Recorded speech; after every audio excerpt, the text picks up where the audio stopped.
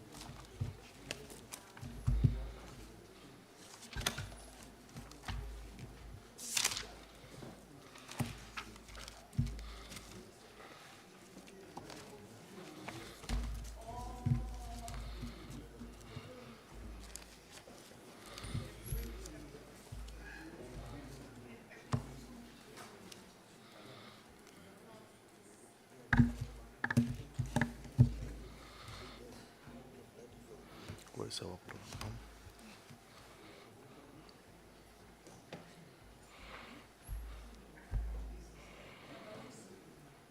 How to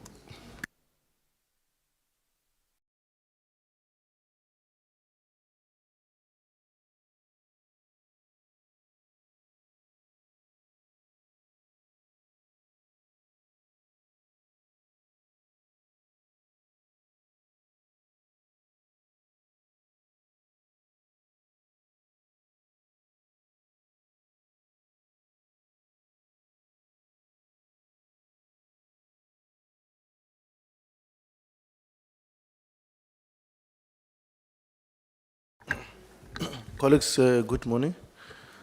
I think you can take your posts now, Honorable Minister. I think we have the sufficient numbers to start the meeting. And I want to take this moment to greet all of you this morning and welcome you to the seat of Parliament of the Republic of South Africa and to this Portfolio Committee on Transport. We are meeting today to obviously receive the brief about the performance of the South African Airways for the financial year 2024-2025. And on the same vein, also to receive the brief from our Supreme Audit Institution in the Republic, Auditor-General South Africa, on matters relating to South African Airways. Now, we are meeting for the first time since the new board, and we're also meeting for the first time in this fashion with our team from AGSA. So I'm going to request through you, Honorable Minister, that we introduce ourselves as to who's who here, who's from the board, who are the officials, and also our team from AGSA. They'll introduce themselves, and I'll also maybe lead the pack by introducing ourselves from the Portfolio Committee point of view. Then we'll hand it over to your minister to introduce your team. Then we'll request the AGSA lead to then introduce the team. And then from there, we'll introduce also our team of administrative support. On that note, my name is Donald Slamlela. I'm the chair of Portfolio Committee of the Transport in the Parliament of Republic of South Africa. If you can, Honorable Malemaja, on that note. Thank you very much, Honorable Chair, colleagues, Minister and the team. My name is Christopher Nagambe Malemaja. I'm a member of this committee. Thank you, Chair.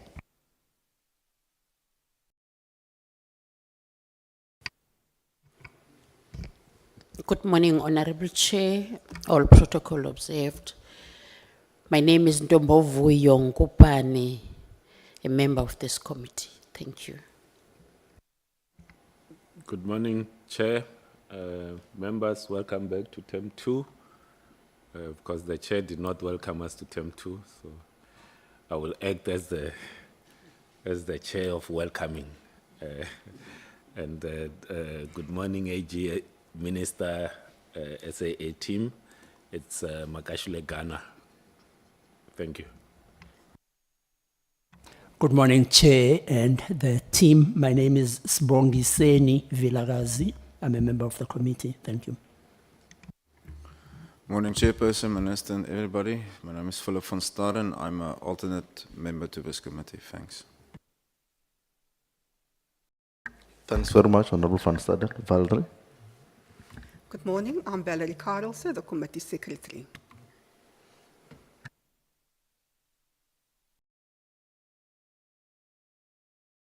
Next to me on the right is Advocate Nal, the content advisor, and Dr. Ngezi, who's a committee researcher. At the back, we have our very competent Ms. Mshlati, who is the committee assistant. The honors are on your hands, Honorable Minister. Thank you, Chair, and thank you, Honourable Ghana, for the warm welcome to the second term. Chairperson, good morning to yourself and to all honourable members. I am together with the chairperson, Ms. Sedzani Mudau, of the board of SAA, and also the acting group chief executive officer, Mr. Machela Sesheba. And I'm going to hand over to, or we can just allow colleagues to greet and introduce themselves. Yeah, let's do it that way so that we hear their voices before we start interrogating them. Good morning, and thank you, Minister. My name is Sedzani Mudau. I'm the chairperson of the board. Good morning, Chair and Minister. My name is Monges India, member of the board. Good morning, I'm Solange Patha, acting CFO for SAA. Good morning, Minister and Chair. My name is Machela Seshibe, acting TCO, SAA. Good morning, Chair. My name is Mpilo Dlamini. I am the Executive for Corporate Affairs at SAA. Good morning, Honorable Chair and Honorable Members, Minister. My name is Pam Miyako. I'm a board member at SAA. Good morning, Honorable Chair, Honorable Members. My name is Lisa Wakwamangu, Uhlati Ujambas Umfen, Hlango Mveweni. I'm a member of the board of South African Airways. Good morning, Honorable Chair and Honorable Members. My name is Litlokhonolo Mashiteng. I'm the Director responsible for airports and airspace at the Department of Transport. Thank you. Is that all from your side, Minister? Thanks very much. I think we did not introduce the manager of the chair's office, Mr. Disang Nseki at the back. AGSA, who are you with? Thank you very much, Honorable Chair. Good morning, Honorable Chair, Honorable Members, Honorable Minister, and Team SAA. My name is Rufuno Mbadi. I'm representing the Auditor-General. With me today, I am with Tato Kunene and also Mamelo Tebe. Thank you. Thank you very much. Yeah, we are live. Yeah, just to indicate to members that our session will be live. It's important to note that we are live, so that we must not zoom you. And you are live, you are not aware that you are live. So this session is broadcasted live. Yeah.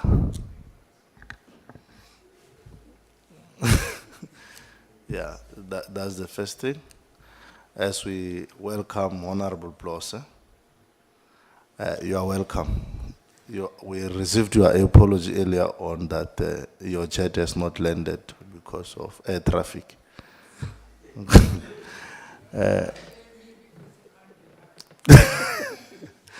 I'm not sure if Saka knows about his jet, but I'm not sure if Poppy knows about your jet, but without wasting time, Honorable Minister, let's formally welcome you now. We'll take your apologies.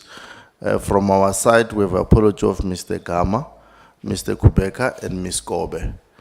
And then we'll be joined later on by Honorable Mutubatse. Honorable Mabena is on the way, will be joining very soon also. Yeah, and Honorable Mutubatse will join around 10:15, he's still engaged in another engagement. From your side, Honorable Minister? Thank you very much, Chair. As all honourable members know, today we are dealing with the audit outcomes of the 24-25 financial year. And I think that this financial year is the last financial year where we are playing catch up as SAA. The committee would be aware that we after SAA emerged from business rescue, there were a number of years where the audits had not been performed. And as a consequence of that, we have had to catch up with these audits. And I think it's very important to say at the outset that the implications of that situation are that you never have time to implement an audit improvement plan because you are always catching up on outstanding audits. And the implication of that is that this particular audit was concluded in November last year. There was a comprehensive audit improvement plan developed. But you would understand that in the 3.5 months of this year, we have not been able to make adequate progress on this audit improvement plan. And we are now facing a situation where we're going into the 25-26 audit because we have concluded that particular financial year. As the Minister responsible for SAA, I am not happy to have any entity under my authority that receives a disclaimer. I think we are very mindful that we are in the public domain and we are publicly accountable for our actions, and it is beyond unacceptable to have repeat disclaimers. So while we understand why we have not been able to get out of the disclaimer space, it's important at the outset to say that the situation is not acceptable to the shareholder. However, I think the team is in a position to tell you the important steps that they want to take in order to get out of this situation. And I'm sure the committee will be very happy to hear that. In the financial year under consideration, the entity remained in a stable space. There was a moderate profit that was declared, but that profit primarily emerges from the sale of the Heathrow slot. And while there was some improvement in passenger numbers and in passenger revenue, I think that we're still a long way from being a profitable entity, which is where we would want to be, first of all, to break even, and secondly, of course, to be profitable. During this particular year, there was route expansion, and I think this will be explained. The routes that the airline is flying, the passenger numbers, and so on, will be explained when we do the presentation of the annual report. I think I want to pause there, Chair, but the essence of what one is saying is that while the entity has made progress and has remained stable, we're not coming here in an arrogant spirit because we understand that we're still a long way from where we would want to be. Thank you very much. Thanks for the brief and background. Well, I wanted you to tell us if there is an apology from your side. Do you have any apology from your side? No. No apologies from your side. I will take that background. You have done it as an opener for SAA when they come in. No, thanks for that. I'll request, so there's no apology from your side. AG, do you have any apology from your side? No apologies, sir. If there is no apology, then we can get to the business of the day. But before we get that, is to emphasize what Honorable Ghana has said, to welcome members back to the second quarter. And thanks for doing it on my behalf, Honorable Ghana. We welcome members to the second quarter of our year. But also maybe as an opener to also congratulate you, Minister. I see that the public protector has cleared you for any wrongdoing. I think we must, because it was going to be an issue for us. Now that you are cleared, let's congratulate you as an opener so that we open on a very good footing that yourself and the Deputy President of the Republic have been cleared for no wrongdoing by the public protector in as far as the appointment of the resigned SAA CEO. Yeah, that's how it is. But AG, take us through. Thank you very much, Chair. So today we'll be taking you through the audit outcomes for SAA Group for the 24-25 financial year. So as part of the Auditor-General's mission, we exist in terms of the Constitution, and we are a supreme audit institution. So our role is to make sure that we are strengthening democracy through oversight and then accountability. In terms of us to execute this mandate, we do have a strategy that we have developed, which is also to ensure that when it comes to the public entities and government at large, there is performance in making sure that the individuals in the streets, the lived realities of individuals, it is attained, and then also that the entities are indeed executing their own mandate. And then there is a level of accountability in everything that they do and transparency as well, and making sure that there is integrity in institutions in every aspect of government dealings. Then we can move to the next slide. So for us to be able to execute the strategy and also the mandate, and also the entities to be able to execute their own mandate, we have developed what we call the accountability ecosystem, where in the accountability ecosystem, we are highlighting the roles and responsibilities of each and every member who is in the space of government. So we have management that are responsible for executing the day-to-day tasks, and then together with their senior management in terms of them reviewing those work that was done by the junior people. Then you have your accounting authority that hold the senior management and officials accountable for the day-to-day running of the business. And then we have the executive authority that takes the overall responsibility there. And then we have our oversight governance that comes and makes sure that there is some kind of oversight when it comes to the entities. And then also the coordinating institutions that assist in making sure that where the executive authority has no powers there, then the coordinating institutions will come in and assist.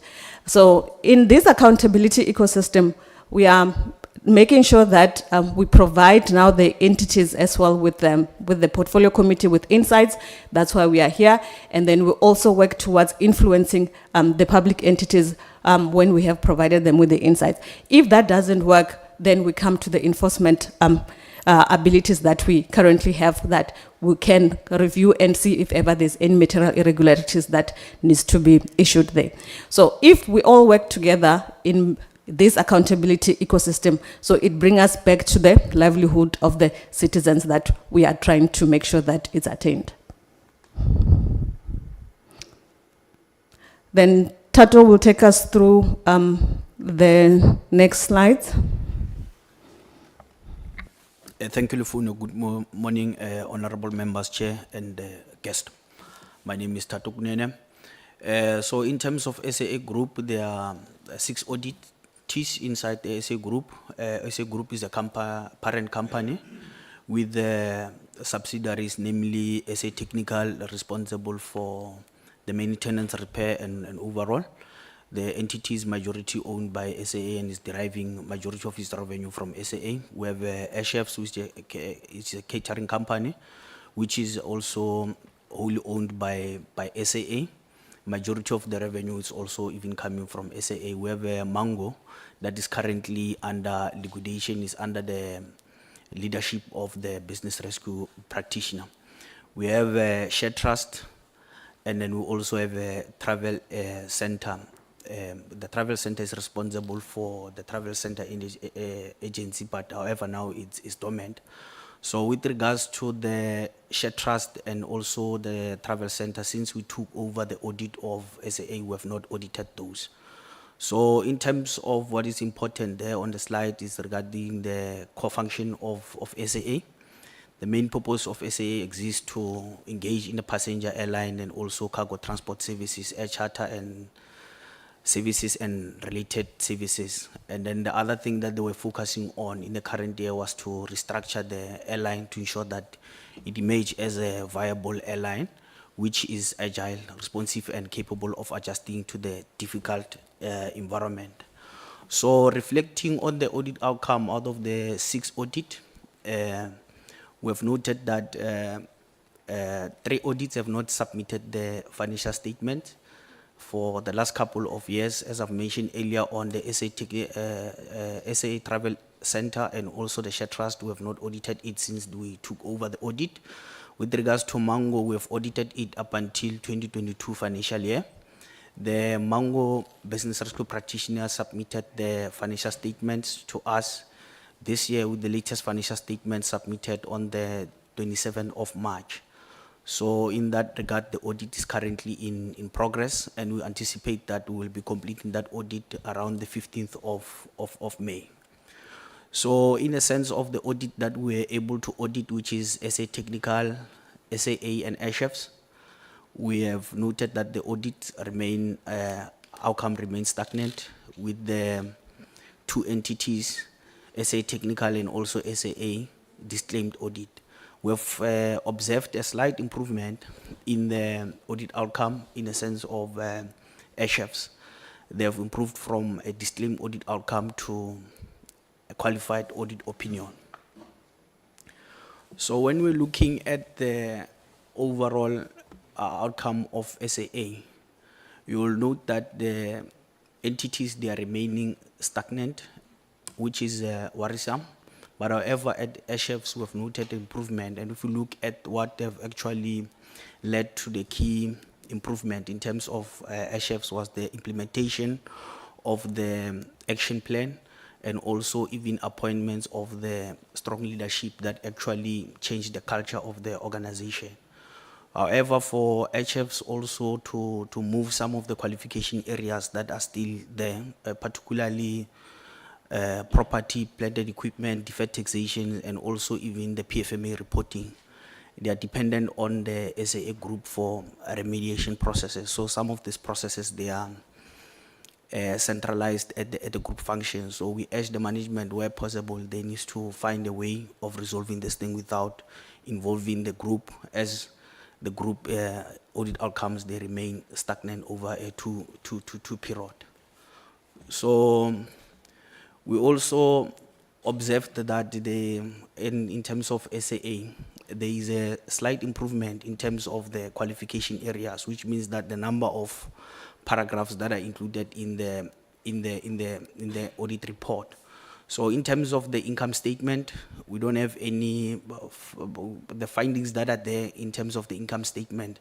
There were no limitation in the current year, but there were some disagreements that we have observed that mainly relates to cut-offs and also even the incorrect accrual basis. But in terms of the income statement, there is a slight improvement therein, which means that there are partial improvement in terms of the quality of the financial reporting. But however, when you're looking at the consolidated level, there are problematic areas that are coming from SAA Technical, which results in many paragraphs that are sitting in the audit report, and then particularly mainly of them, they relate to the limitations, and hence the consolidated audit report for SAA Group is also qualified. And then when you look and reflect on the group, the record management and the quality of the source documentation with regards to the audit, it remains something that is of a significant concern, and request management that they should maintain a systematic approach in terms of the backupping of the system. But when we look at SAA, what we also observed is that we have SAA Technical that compared to the other subsidiaries and maybe even the parent itself, it's one of the areas that we regard as a significant high risk based on the audit outcome. If you look at their individual audit report, almost all the line items in the audit reports are either limited or there is a material disagreements therein. And further or more, to see that there is a breakdown in the control environment, we have seen a systematic processes and also control deficiencies. And these instances, they are not necessarily isolated. They are prevalent across all the operating areas. And then one of the things that we have observed as the weakness that is actually impacting the entities that one, their billing efficiencies and also revenue leakages that we have identified. And then to obtain that or gather that efficiency, we noted that there is situations whereby it takes more than 90 days for SA Technical to bill some of the customers. In certain instances, it can even take 6 months. And that thing, is due to the lack of coordination between the operating department and also even the finance department. In some cases, the late billing, it results in lack of audit trail, in a sense that the customer is easy to dispute because there's no records that the SAA Technical can use to recover the money from the customers. And then also what we have also observed with regards to the stock management and also PPE is that there is significant deficiencies with regards to how the stock is monitored, tracked, and also even stored. And in that case, it limits the accountability over the stock management or even the usage, to such an extent that there are chances that there are possible stock losses, misallocation of stock, and also the stock can't necessarily be reconciled to the financial statements.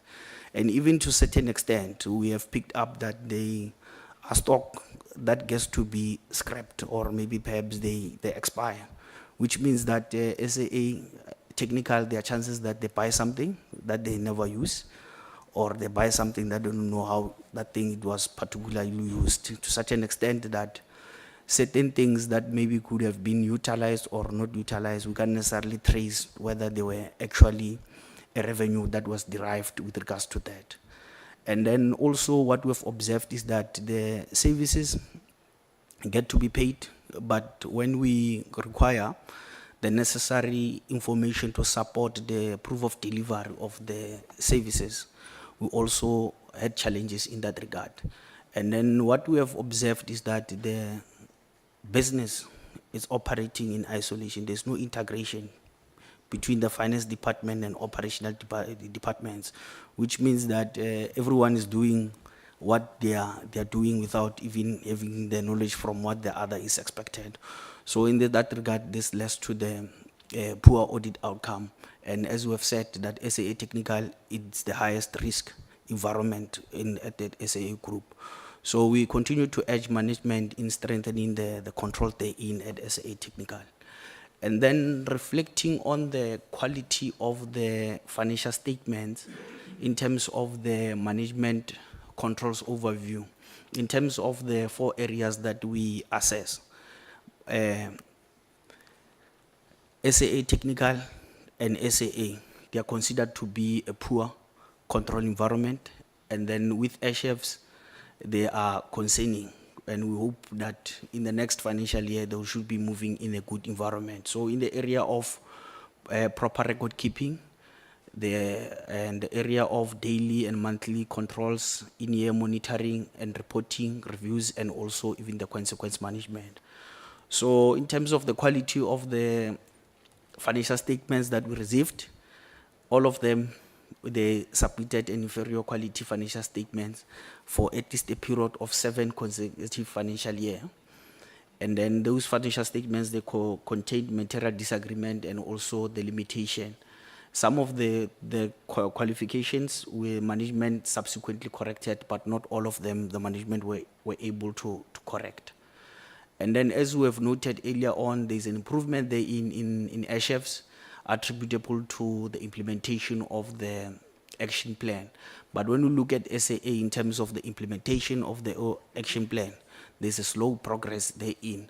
So with SAA, there's a culture of to say that the resolutions, they get to be passed, but the implementation of those particular recommendations or resolutions, it gets to be slow. It can either be the recommendations from the board, recommendations from the minister, and even from the AGSA. That is of a particular concern to us.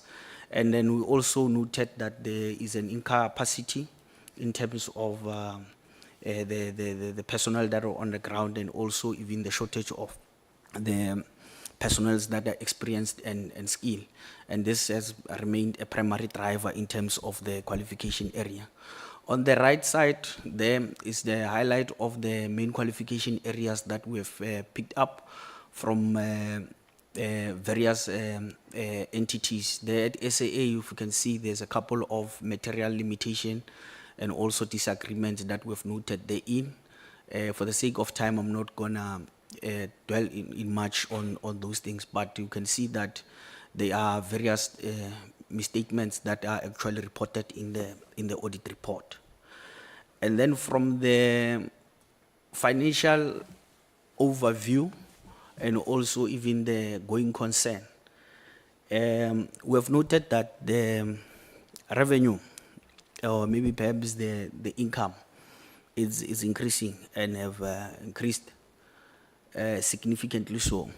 But the increase of the total operating cost, it's outweighing the increase in revenue, resulting in net operating losses.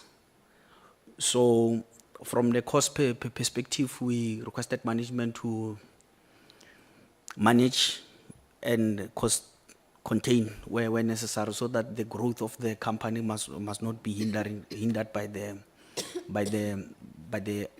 growing total operating cost. And in terms of the trend of the expansion plan, there is a progress made in terms of the implementation of the expansion plan, but however, the plan itself, in terms of the implementation, is delayed. And if you look at one of the key delay is the onboarding of the aircraft from the SACA, and also even the shortage of the aircraft in the market also resulted in the delays in terms of the expansion plan. So in certain cases, management had to use the wet leases to bridge the gap in terms of the plan. And then also what we've observed is that the non-carrying income are the ones that are driving the reported earnings for SAA, and that should not be the bottom line in terms of reporting of the profits. If you look at the year in question, Minister have already highlighted, it was the primary profit was as a result of the sale of balance sheet assets, particularly the sale of the London slot. And then in the previous year, which is 2024 financial year, there was a gain as a result of the prescription of the tickets. So which means that the tickets that are not flown within a given point in time, they expire, and those things they should be realized as income. But particularly this one was significant because of most of them they arose from the pre-business rescue. And then in the 2023 financial year, we also observed that there was a sharp increase in terms of the total comprehensive income as a result of the revaluation of the property. And then in terms of the cash position, as the time of the sign off of SAA, the cash position was good, which was maybe last year November when we signed off. And then, but when you look at the cash itself, there's a concern that the business is not deriving enough cash to fund its operation. They all rely on the non-recurring transactions to fund the operations.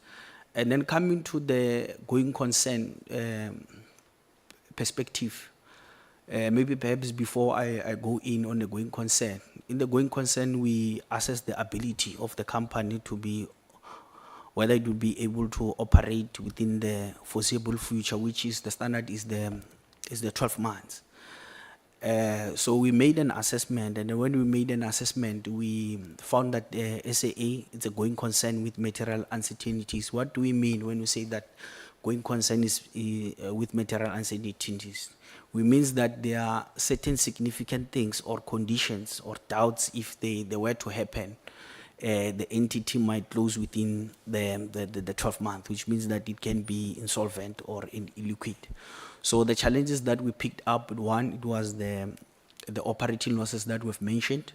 Two, the negative operating cash flows, which if you look at the cash flow statement, there is leases that one will say that they are operative in nature, but they are classified under investing income, which those particular leases, they need operating cash flow to be covered.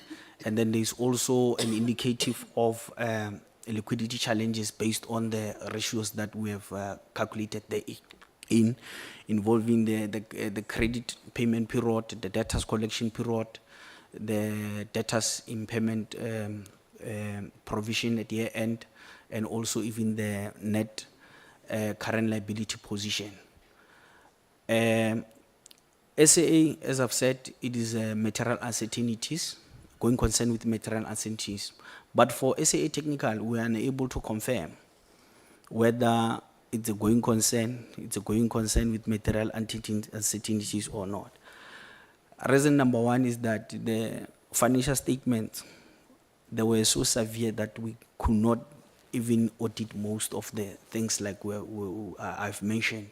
And then also even from the events that we have identified perspective, there are certain negative indicators or significant doubt that we also noted. One was that SAA Technical is dependent on SAA to survive. So SAA as a major customer, if it's material uncertainties directly impacting the ongoing going concern challenges at SAA Technical. And number two, the entity itself, it had a net operating cash flow from operating activities.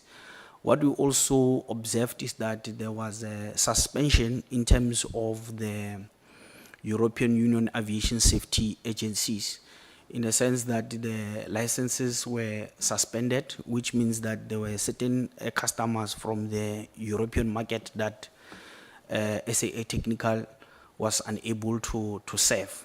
So those two major findings, they impacted SAA Technical to deliver heavy maintenance check, which means that there was a potential loss of customers as they could not perform those checks. And then in terms of the working capital reserves, they were poor there, in the sense that in certain cases, they needed funding from SAA to be able to bridge some of their working capital. And then in the sense of ratios, there were various adverse financial ratios that were reported. We can talk about the payment period, the debtors collection period, the current ratio, and so on. And then in terms of air chefs, also it was reported as a material uncertainty, but the main driver there, it was because of it depends on SAA for survival. But beside that, air chefs, the revenue was matching with the operating cost, so we're fine in that regard, except this material impact that the uncertainty that we have highlighted.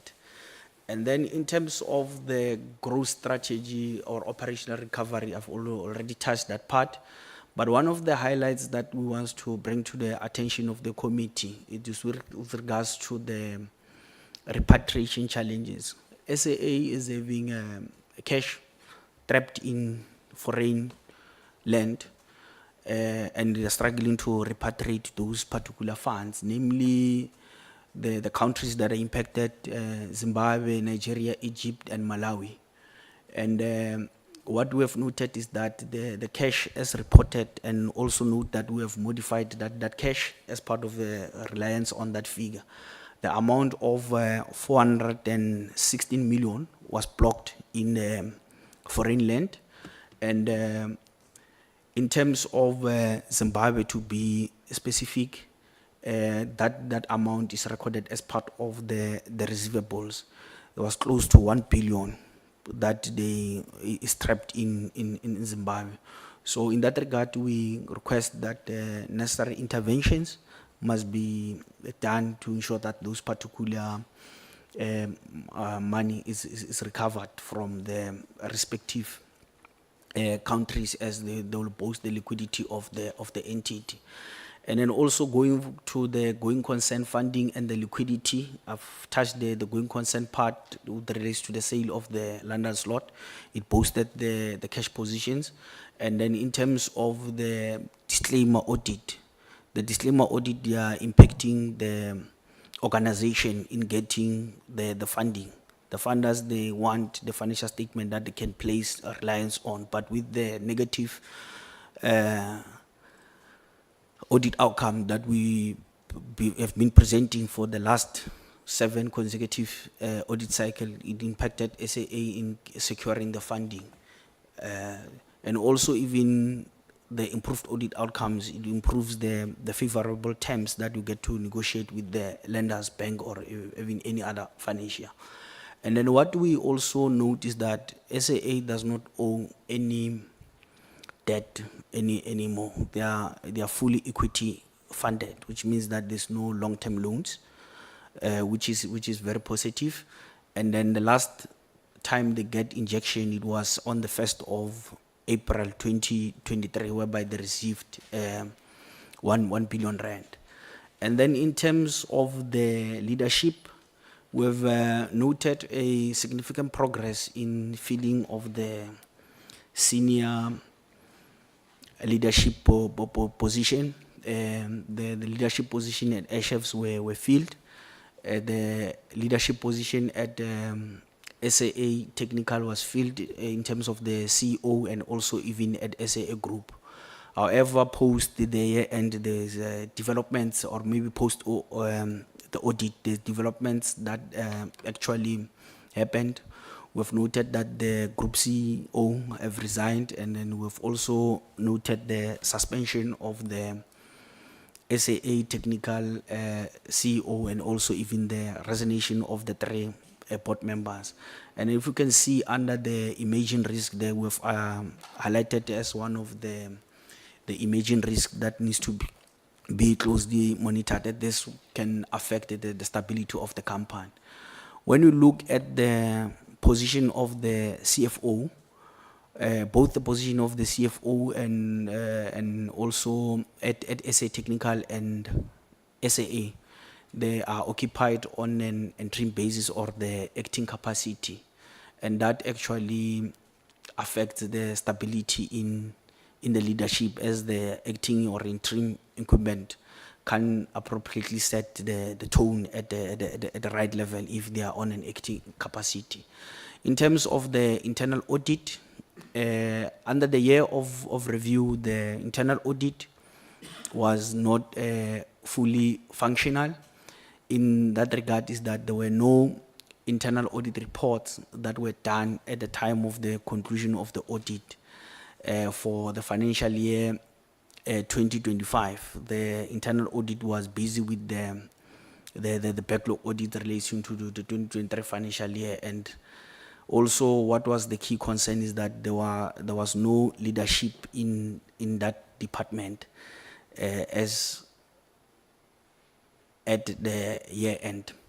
And then the ACM function also will report on the issues that we have later on, but the key driver of those things was to say that it was undercapacitated, and also we noted the lack of experience and also competency in that department. And then in terms of the emerging risk, I've already mentioned the one in terms of the leadership development, but there are geopolitical issues that are happening now. that are likely to impact the liquidity pressures of SAA as a result of the fuel price changes, forex, and also even disruption in terms of the supply. So we request that ongoing monitoring of the going concern of the entity needs to be closely done, as those key developments that are happening in Iran, USA, Israel strikes, they are impacting the key aspect of the business. And then from a performance planning and reporting perspective, the reports that were submitted to us had material issues, and even after management have made adjustments, there were still material issues that were reported. And then if you look at the right side of the slides there, these are some of the material findings that we have picked up. From an SAA perspective, there were 3 indicators that were misstated that we consider to be key. One, the lost and mishandled baggage, and then also even the current ratio and the airline EBITDA. And then at SAA Technical, there were 1 indicator that was actually misstatement, which particularly talks to the financial statements. And then at Airchefs, there were various indicators that were actually misstated. But however, we note the improvement in terms of Airchefs, as in the past they didn't submit an APR as a result of not having a shareholders compact and a corporate plan. So which means that in 2025 financial year, it was the first time after the business rescue process whereby they had a strategic document.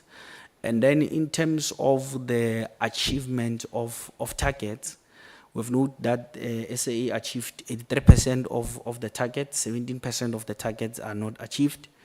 And in terms of SA Technical, 64% of the targets achieved, 36% not achieved. Airchefs, 89% of the targets achieved and 11% not achieved. But if you look at the targets that are not actually achieved, they are the key targets. Majority of the targets that are achieved, they are not key targets. And then those ones that are key targets not achieved, we have listed them therein on our right column there. At SAA, is under financial sustainability, we have the airline EBITDA that we spoke about. They have targeted a positive airline EBITDA, but they are having a net operating losses. And then also even on the on-time performance, they didn't do good. And then at SAA Technical, the financial sustainability there, maintaining a positive operating profit. As per the APR that is reported, they are saying that they made a profit. But when we do our audit, we don't believe that they've made a profit in that regard. Hence, we noted it as one of the targets that have not been achieved. And then operating stability, we have 2. In the sense of the turnaround times of the checks. They have target 15% in terms of deviation. However, they achieved a target of 25%, which means that they are taking longer to do the heavy checks. And then in terms of the ensuring the compliance is the one relating to the AGSA findings, 2 AGSA findings that we've observed there. They had targeted to have no major finding. They have a major finding, which are 2 major findings that is impacting their viability also. And then at Airchefs, there are 2 indicators that could not be achieved. The profit that they've targeted, they did not achieve the targeted profit, but they are still at a positive profit. And then for also even labor productivity, they did not achieve the targets that they've set for themselves. And then going to the compliance environment, which paints the picture that we've alluded to earlier on, to say that there is a persistent culture in terms of not abiding to the internal controls and even the material laws that resulted, those action resulted in these findings that are reported here therein. So if you look at the compliance subject matters that were scoped in, the only compliance section that was not having material misstatement was with regards to the liability management. But all the other scoped in material subject matters, they had material issues that we were reporting therein. If you can look at that table there, asset management, it's only chefs that did not have a material finding therein. But we also urge to say that needs to be monitored. Maybe perhaps it's because of chefs might have not had an exposure to the transaction that can result in non-compliance. And then AFS annual report is cutting across, consequence management is cutting across, expenditure management is cutting across the three entities, procurement and contract management is also cutting across the three entities, revenue management and also even the strategic planning therein. I will hand over to Mamello to cover some of the aspects of the presentation.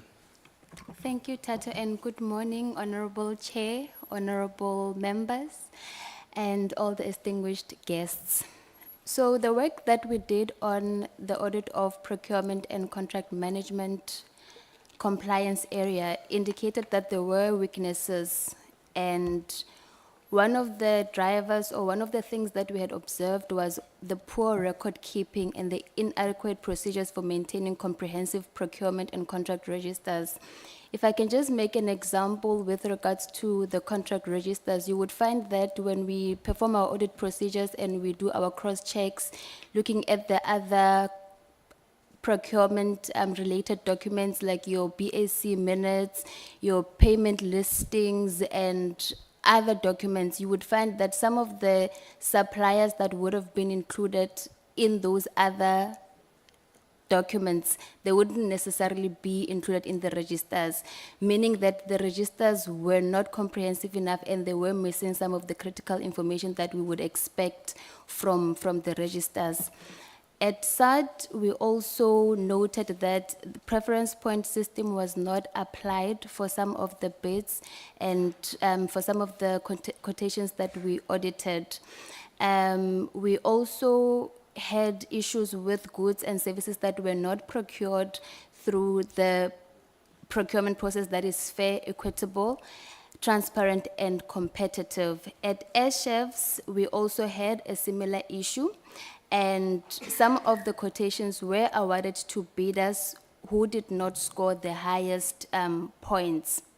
And there were also insufficient evidence for contracts that were awarded to bidders. There was an issue with the reasonability of the reasonability thereof. And with that, our key observations were that there are still some weaknesses with regards to SCM governance, and this also includes the poor record-keeping practices as well as the absence of comprehensive procurement contract registers like I mentioned earlier. What is also remaining in poor shape is the bid adjudication and evaluation controls.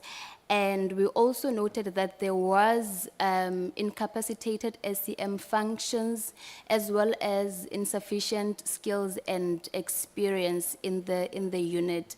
And one of the things that we also identified was the fact that there weren't any trainings that the SCM officials were also attending. And this also includes refresher trainings, which you would expect the SCM officials to constantly go to so that they get refreshed on the compliance requirements that they need to abide by as and when they adjudicate and evaluate the bids and the quotations. Moving on to the next slide of irregular expenditure as well as fruitless and wasteful expenditure, you would note that when we did a comparison between the 2023-24 and 2024-25 financial years, we saw a rise in both the irregular expenditure as well as fruitless and wasteful expenditures. And one of the items or the contributing factors that we noted was the fact that there were payments that have been made towards expired contracts. There were transactions that were also incurred with suppliers that do not have contracts with the 3 entities that we were auditing. And we also identified instances where there were total payments that were made to contracts that were made under the contracts which exceeded the actual contract price. Similar incidents of irregular expenditure were also recorded in the prior years. This means that this is not a new issue.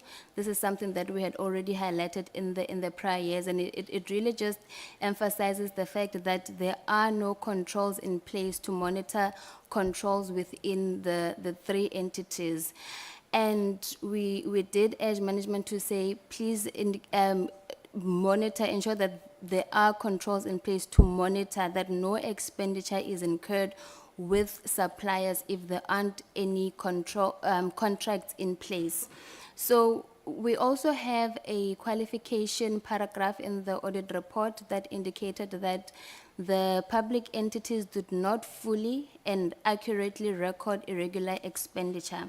And in addition, the irregular expenditure disclosed could not be supported by appropriate records.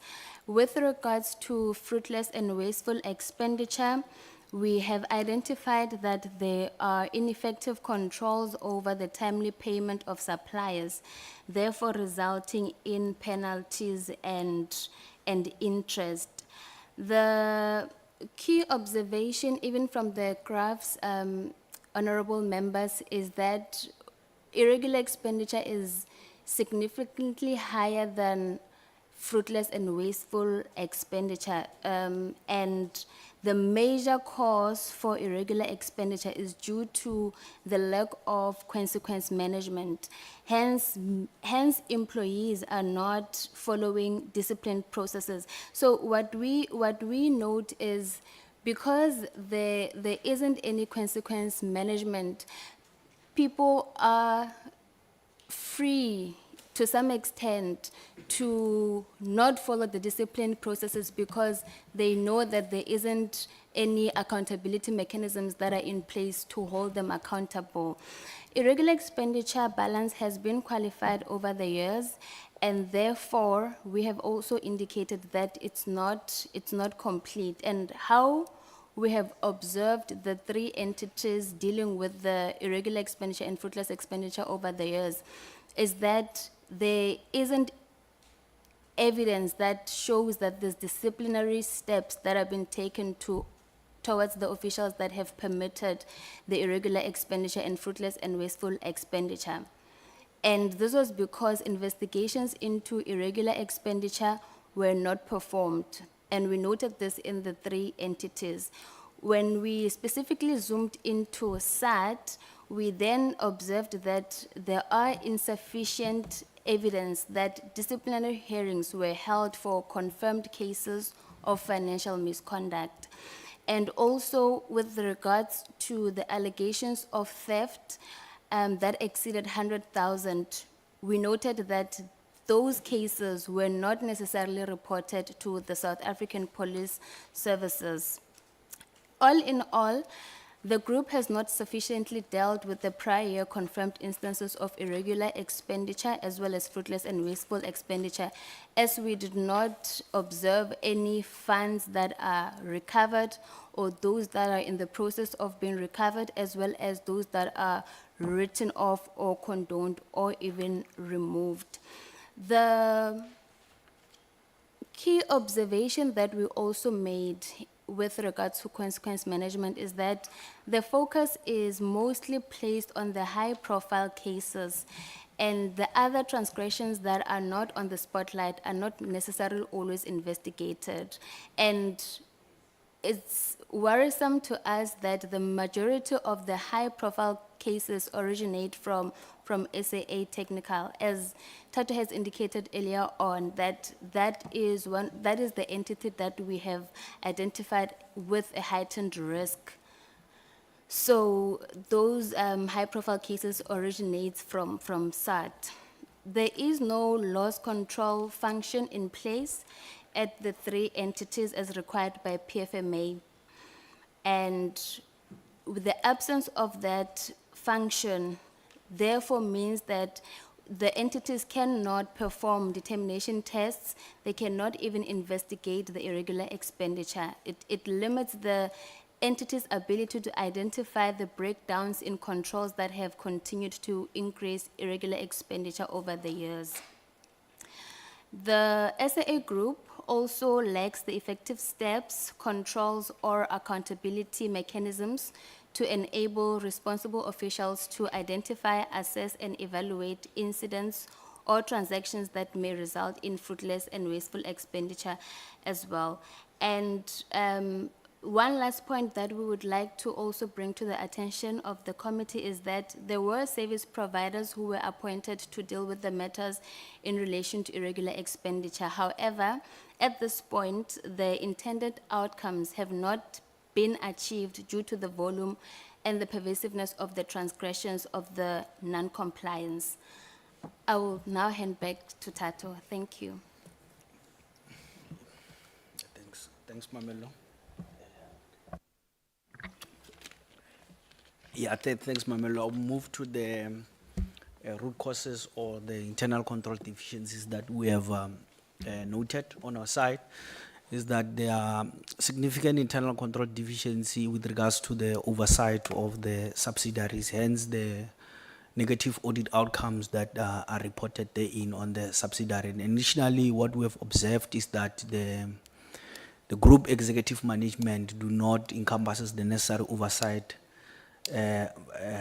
responsibilities on the subsidiary, which means that the group they are not actually empowered to oversee what the other CEOs or the management of the subsidiaries are doing. And then in terms of the implementation of the audit plan, that was one of the concerns that we have observed as a significant issue. And then with regards to the policies, we have noted that the policies are outdated, and also even the standard operating procedures, they are outdated. And with the outdated and absence of the most recent standard operating procedures, obviously the controls they are going to be weak. As when time goes, those controls needs to be beefed up. And then the issue of record keeping becomes something that is prevalent over the years. There's no systematic way of backupping the information at SAA. And also even in terms of the basics, regular reconciliations, they are not always adequately performed across various financial statement line items. And then in certain cases, management, they are relying on the manual reconciliation process instead of the automated process. And then that also resulted in the information that is inaccurate and not complete. And then the other aspect is that there was inadequate controls in terms of the preparation of the financial statement. Normally, you'll find that there are year-end instructions. Those particular controls, they were not actually there. And then in terms of the internal audit function, the function was there, but there was no one heading it, which means that they could not deliver the audit in the current year before the Auditor-General came in. And then from an irregular perspective, as Mamelo have mentioned, we had issues with regards to the processes or the procedures to identify, investigate, and monitor therein. And then lastly, in terms of the human resource management, we noted that there is no sufficiently skilled resources in place. And in certain circumstances, the roles and the responsibilities were not clearly defined, or who's supposed to do what, and even the allocation of tasks, in such an extent that when we audit, we are sent from pillar to post. Hence, we will have issues that are reported in the material misstated or a limitation. And then with regards to the recommendations that have been made over the past cycle, we have made seven recommendations, and we're going to be giving progress on the recommendations that we've made. One, we've made the recommendations that effective action plan needs to be developed, and that should be actually be monitored at a board and executive authority level.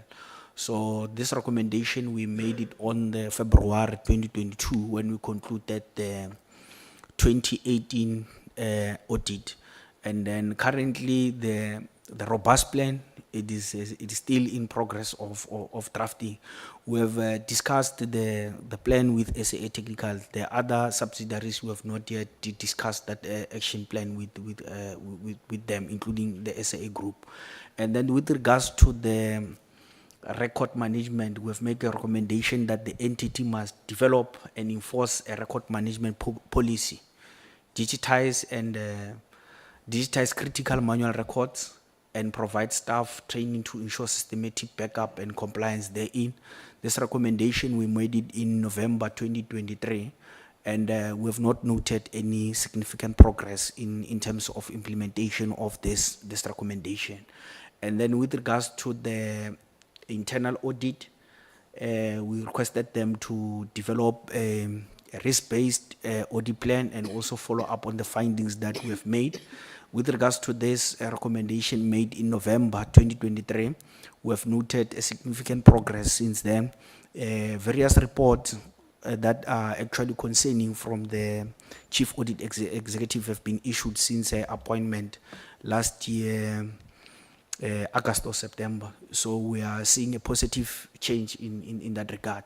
And then with regards to the loss control function, the service provider have been appointed therein to investigate some of the cases, but the last update that I got is that the service provider was stopped at some point.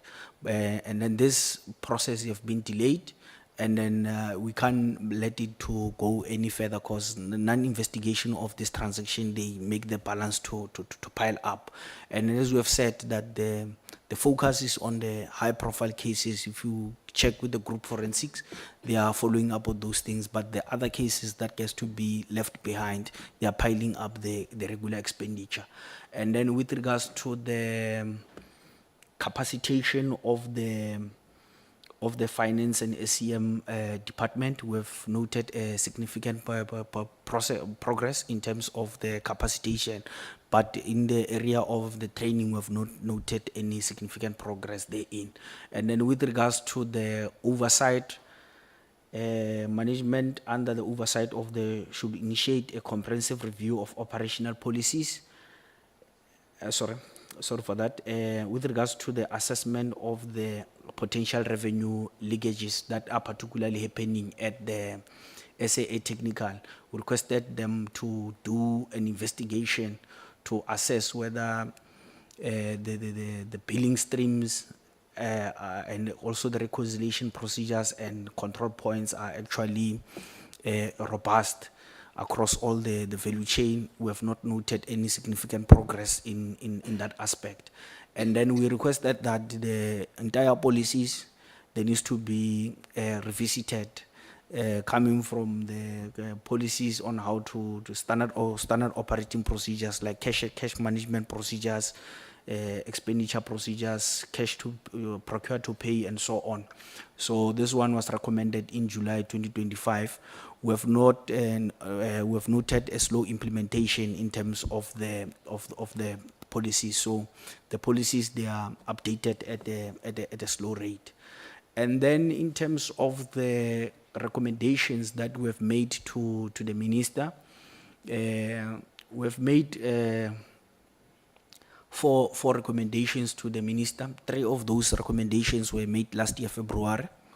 One was made in February 2026. Minister already actioned the recommendation relating to the approval of the strategic documents, which was not the case in the past. That one is complete. And then also even in terms of number 4, the recommendations that we've made in February with the minister. Minister already implemented in the coming year, which means that we've noted the inclusion of the indicators that were actually excluded in the previous years. So there are various indicators that the minister together with the board have included in the corporate plan. We are still to see the shoulders compact, but what have been approved at the board level, we have seen a positive direction therein.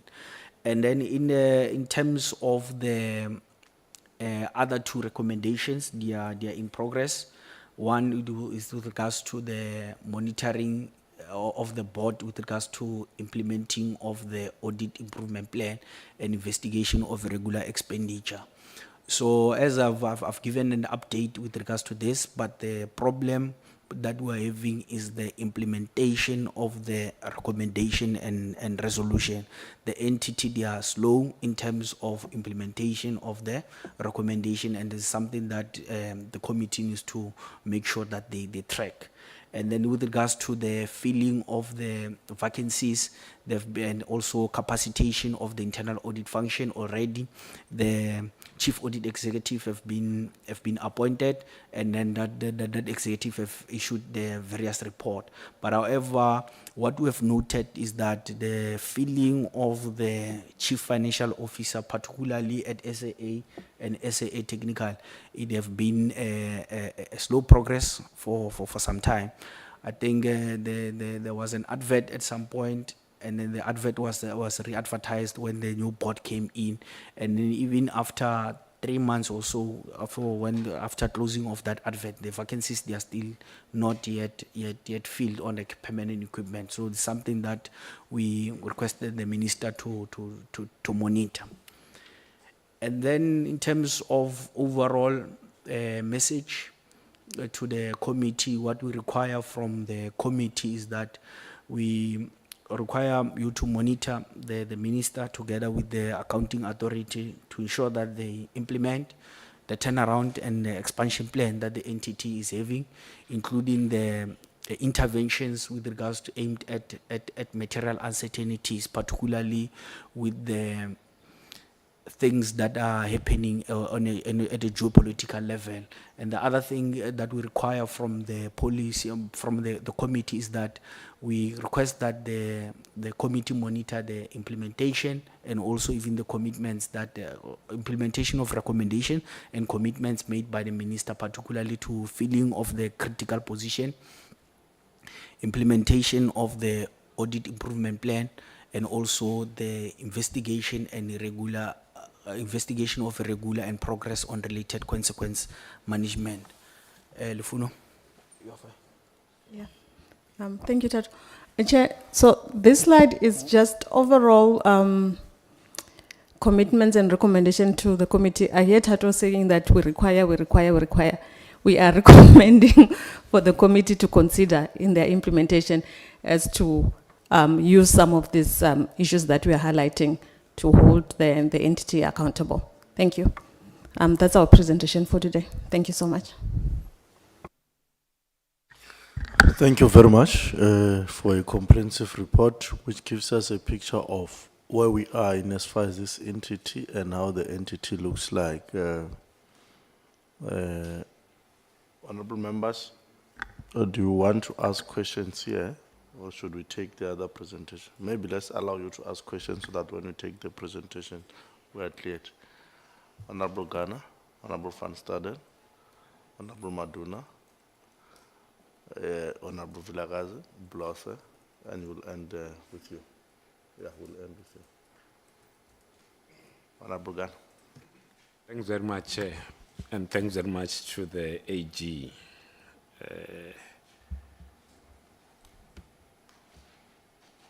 It was a difficult report to read and listen to. The kind of issues, like there's things that when you are reading, you don't understand the full extent. Because when I'm here, I listen to the things that are not in the report, because the report I've read, the commentary that's given on the on what was found. And So, Chair, I know that you wanted us to go to the other report, and I'm kind of thinking, from what the AG is saying, and if they are not saying it, they will confirm it. They are actually telling us that actually the information that's on the financial statement, it's not the true reflection. And it's so unfortunate that even the people that we ought to be holding accountable, those that are responsible for this, are not in the room. Or at least if they are here, then they can show themselves so that we can start asking. And that's the difficulty with this particular aspect. And I just feel like maybe some of the recommendations are, if this is the picture, so both SAA and the technical, SAA technical, what the AG is telling us is no, what you have in front of you is not it's not the real thing, because that's the reason why they give the opinion that they've given. And so they've said that they don't believe that most of the aspects that have been presented to be true. And I wonder, Chair, because for us to go back there and then the team then present the very same information, and maybe they might need to present a response to this, more a response to this, and don't tell us the information that is in the report that the AG says it's not properly stated, misstated. Sometimes information was not provided, registers were not kept. What is the response of the team? For me, I will not be interested to get to the financial statement. Please don't give us the financial statement. We have it. We rather use the session, Chair, to get a response to this. What is currently happening? And because so even in when the minister was giving an apology, which was an opening remark, there was a statement that says, hey, we're hoping that 25-26 might be better, but there's a seed of doubt in what we are likely to see for 25-26. So maybe let's deal with the response of SAA to these findings and what is being done. If that which is being done is not going to correct the 25-26, then there ought to be some improvement in 26-27. And what is maybe, Chair, so I would have loved the minister to take us into a confidence in terms of the resignations that have happened at SAA, whether any of them had to do with this. And if one of the issues that you pick up, it was not in the written document, it was not in the present, it was a comment to say people do as they wish because they know that there are no consequences. That's a comment that the AG is telling this committee. It says that people at SAA, they do as they wish because they know that there will be no consequences. Yes, we are not going to correct 24-25. Let's accept it, it's gone. Yesterday is gone, there's nothing that we can do about yesterday, but we are here now. The new board has come in. This is what they found. The AG says people do as they wish at SAA. Since you came in, even if you came in last week, since you came in, what has been your response to this particular, so they are, because these are not system issues that we are dealing with. What has been done to start changing that culture of people doing as they wish? And so there was that slide and you might remember, Chair, we are going to deal with the APPs from tomorrow. And I keep raising this point that most of the APPs has got nothing to do with the key aspects. So people will present 120 indicators. Then they say, no, we've achieved 90%. Because if we take this, SAA has achieved 83%, or that's what it says. But the 17 that's not achieved, it's core. So the other thing say, no, we'll send a report to the minister. We'll reply to parliamentary questions and all those things that have got nothing to do with the business being able to do what it's established to do. Maybe it's also for us, Chair, to say, no, stop giving us all these fluffy indicators. Only focus on the core thing. That ensures that SAA, we see that it will move towards profitability, that contractors don't get paid and they don't have a contract. It's like AG says there were contractors that were paid and there's nothing. Nothing. But then payment went out. So this board and the acting CEO, at least a chef says, they say you did, like you moved from a disclaimer to a qualified. There was a slight movement, but it's still not where it ought to be. So Chair, I will then submit that I will not be that much interested in the financials that the AG says they are misstated and they can't even believe most of the information, the critical information that's in the financial statement. Let's get a response to this. But if you wish that they then give us the full presentation and so forth, no, let's focus on fixing SAA. Going back, and then you tell us that no, there was a profit, which was not a profit. And it just, so yesterday I was speaking to the chairperson of international relations, and I said there was once a guy called Coleman at SAA who realized the profit.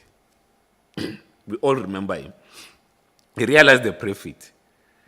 He realized the profit by selling the aircraft. That's how he realized the profit.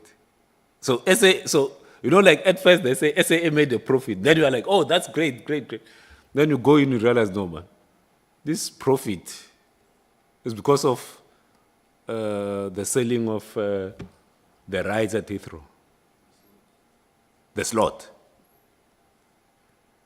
And it's like, and because at the time that it's reported, remember we had not received the actual report. Then you are kind of saying, I know we're on the right path. You even congratulate, you retweet, and then you get the real thing. Now the AG starts speaking. Then you're like, hey, I've learned I'm no longer going to be too quick to jump until I've seen the AG, and then we cannot take this to be true. So that's my submission, Chair. Thanks. Thank you very much. Yeah, I've noted all of you honorable members. Honorable Van Staden. You'll come Honorable Vilakazi, then plus. Or then Maduna, then plus. Thank you, Chair. I just have two clarity-seeking questions for the AG. And I have a lot of questions for SAA, but we'll keep that for later. We've seen in the report that we generate total revenue, SAA generated total revenue of 9.3 million, excuse me, and operating cost stood at 9.6 million, and freight and mail revenue was at 372 million, and that total assets exceeds its total liabilities. My question to you is, do you see this as a 100% sustainable financial healthy position for the future of South African Airways? And then my other clarity question is, you've mentioned that, did I hear you correctly, that you said that the total amount owed by SAA to its creditors, there's no outstanding amount? Did I understand you correctly? If I did not, can you please rectify me? Thank you, Chair. Thank you for that. You are noting, right? Honorable Vilakazi? Chair, thank you, Chair. I had wanted to support Honorable Ghana on two things. The first thing he said, I actually have a question about it myself, was the reliability of the reports from SAA, bearing in mind what the Auditor-General has reported. The second thing that he mentioned at the start of his submission was the breadth of information that a verbal delivery of the report also adds to the understanding of the report. And I suspect we might find the same thing with SAA. And so I wanted to propose also in that the questions that we have for the AG, some of them might be answered in the SAA presentation, but going to Honorable Ghana's point, some of the contradictions might stand out sharply and allow us to ask sharper questions in terms of what we get from one compared to the other. So, Chair, I wanted to propose that maybe let's take the reports together and then go into the clarifying questions later on. Thanks for the valuable contribution, Honorable Maduna. No, thanks, Chair.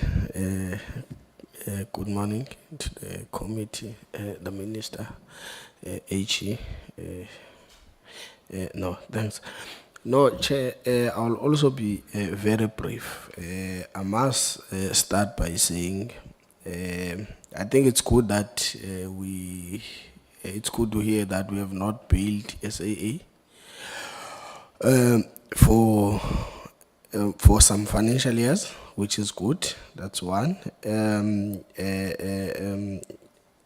two, I must also maybe follow suit my colleagues to express my worry in terms of the disclaimer that SAA gets.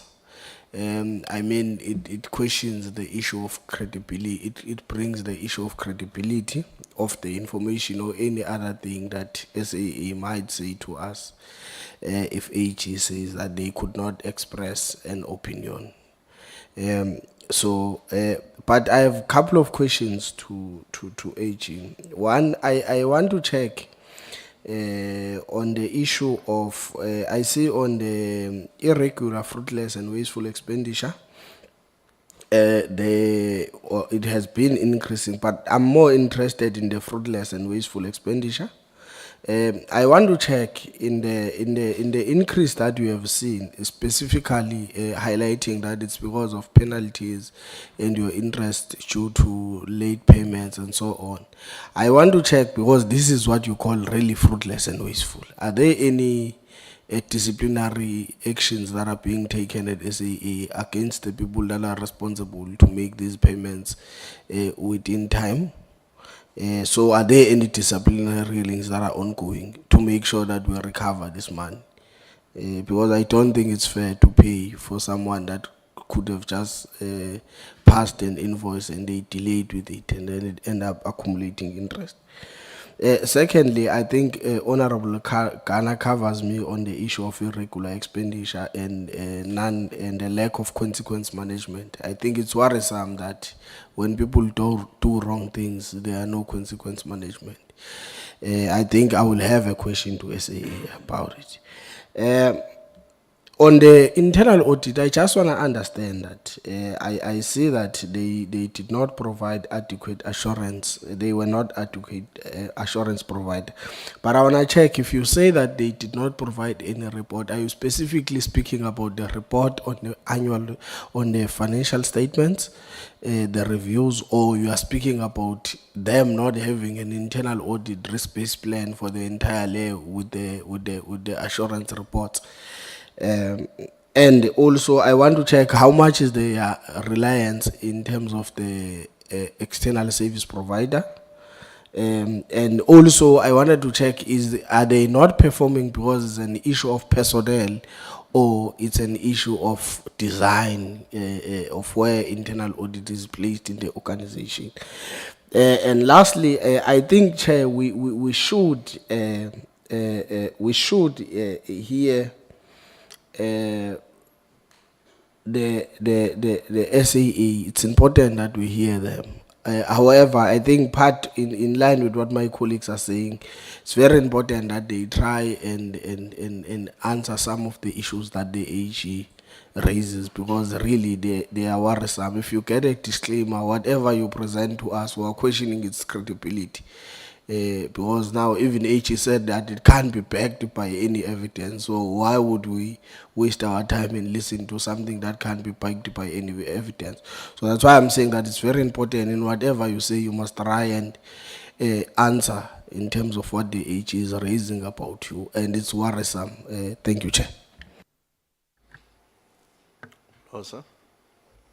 No, thanks, Chair. Greetings to the colleagues. I think some of the colleagues, Chair, have already raised the sentiments to say the AG has empowered us with information. And I think that's the role of the AG, to then show us where challenges might be and then recommend some interventions. But now SAA is here, the minister is here. Maybe let's allow them to give us their presentation. Let's hear what they have to say. Whether they respond to the AG or they give us their own presentation, I think it's up to them. And then as a committee, then we'll pose the questions, and then we'll drop our own plan in terms of how we address the issues. Because I think even in our own strat plan, we had cited SAA, as one of those entities that we need to pay close attention to. So my proposal was that, so that we are efficient even in time, let's allow them, they're here. We're not talking about people that are outside of this meeting. So let them respond and let's hear what they have to say, Chair. Thank you very much. Okay. No, thanks, Chair. If there's somebody who covered me very well regarding the question of being fair, is the latter speaker who's saying, let's give the other side of the story a fair chance and not channel. Give us that, what you plan to come and present. We will take it from there if we are to say there are this from the AG. To the AG, there's only one worrying factor in terms of your recommendation, in terms of putting time frame. In a simple matter of saying, moving from manual to digital. What is so difficult that you can't say in the next 6 months, this must be done this way? Are you saying, Honorable Malemaja, just from now onward, stop writing on the paper, consider having a computer, so that all the records, they remain there for now and for future? Then we must wait another 12 months to come and realize that. I'm saying people will take advantage of that there's no time frame. Then we come and realize this problem after 12 months. Sometimes it's not really assisting it's supposed to.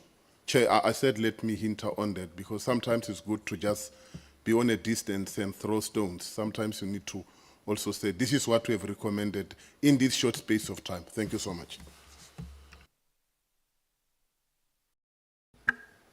Okay. Thanks very much.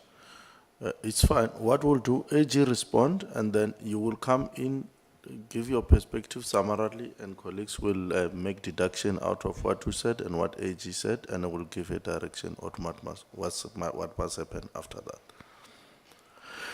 AG, there are specific questions that are directed to you. I don't think there are many, but you would have heard the sentiments of all honorable members, from Honorable Ghana until Honorable Malmacho. Yeah. Thank you, Chair. I will start. Tato will come in as well. Maybe for noting, Tato, I will respond to the time frames in terms of the recommendations. I will respond to the regular expenditure. So you will respond to internal audit. You will also respond to, I think, the financial viability and financial sustainability thereof of the entity. Those are the questions that I noted in terms of questions. Yeah. So maybe just a quick one on the financial sustainability and viability. The question as to whether there are no creditors that SAA Group is owing. So the comment was indicating that in terms of long-term loans and borrowings, there are no borrowings at this stage when it comes to SAA. Not necessarily there are no short-term creditors. Then, on the question of irregular expenditure, with regards to fruitless and wasteful expenditure, so there was a question indicating whether there were any disciplinary actions, any recovery and all of that. There were no such disciplinary that has taken place, or no recovery, no write-offs, hence the material misstatements on consequence management and the slide that we had there on consequence management that is talking to both irregular expenditure and fruitless and wasteful expenditure when it comes to the prior year's irregular or fruitless and wasteful. Then the question on the recommendations as to whether we provide the timeframes. Under normal circumstances, the timeframes will not be spelled out because there are many reasons for the entity. They will have to sit down and map out how they will address the recommendations that we've provided. However, there is an understanding that the following year when we come back, we are going to evaluate the progress in terms of the recommendations that were provided in the prior year. So then start working on those recommendations immediately when we leave. And then the audit action plan itself is the one that will have highlighted how long it will take the entity for them to address the matters that have been raised by the AGSA. Tatu? Yeah, no, thanks. And then also additional clarification with regards to the debt. We're referring to the debt that was pre-business rescue. Before the entity went to business rescue, the debt that was actually compromised. So that particular debt was fully settled in 2024 financial year. And then with regards to the internal audit, the reports that we're referring to is not only the one relating to the review of the financial statements, but the ones relating to the reviews of the entire organizational operating controls. So there are various reports that were actually outstanding as at year end. One, it was because of the capacity constraints that the entity had in the particular year. And the other thing is that there was no leadership in that particular function, even though there were some reports that will be in progress from a panel of aspects that they were using. They were not actually monitored. Hence, some of the reports, they were only finalized after the appointment of the chief audit executive. And then, yes, with regards to the reliance of the external service providers to do the internal audit, they are using the external service providers to do the internal audit work. I think they are only, at this year end, when we were reporting, there were about 3 people in the internal audit function with no head. And post year end, we have seen the appointment of the senior manager and some advertisement with regards to the capacitation of that function. So the expectation is that it might not be something that actually gets to be turned around now in terms of the full capacitation.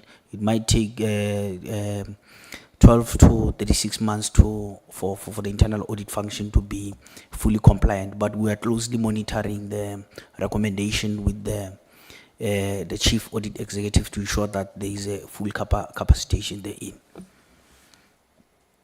Thanks. And then there was a question with regards to the sustainability. From an operational point of view, which means looking at the income versus the operating expenses, it's not sustainable. But looking at the balance sheet, we are of a little bit of a confidence because of the property that the entity is holding. I think they're worth like somewhere around 5.2 billion. And also there are some off-balance sheet assets, mainly relation to the lending rights, that maybe perhaps they can post the financial position. But with the other items being misstated or we are unable to confirm them, there's always a question that we will raise with regards to the balance sheet. Thanks. No, thanks very much. I think now we are going to take your presentations from yourself. Hope you are going to be summative. But before that, I'm going to request that we take a 5 minutes break. Refresh, colleagues, quickly. 5 minutes.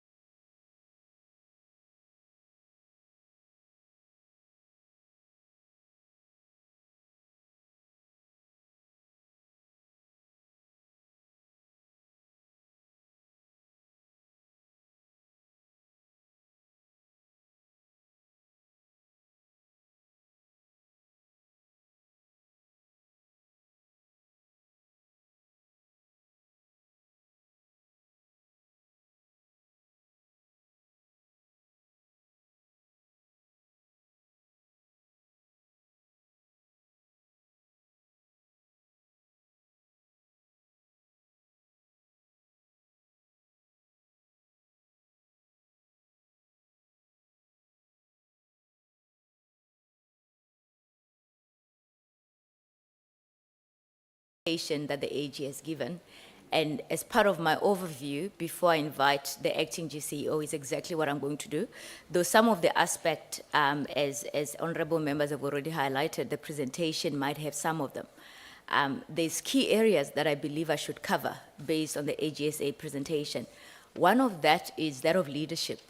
As they have noted, there has been leadership transitions at SAA, with the GCEO, Prof. Lamula, having resigned due to his personal developments.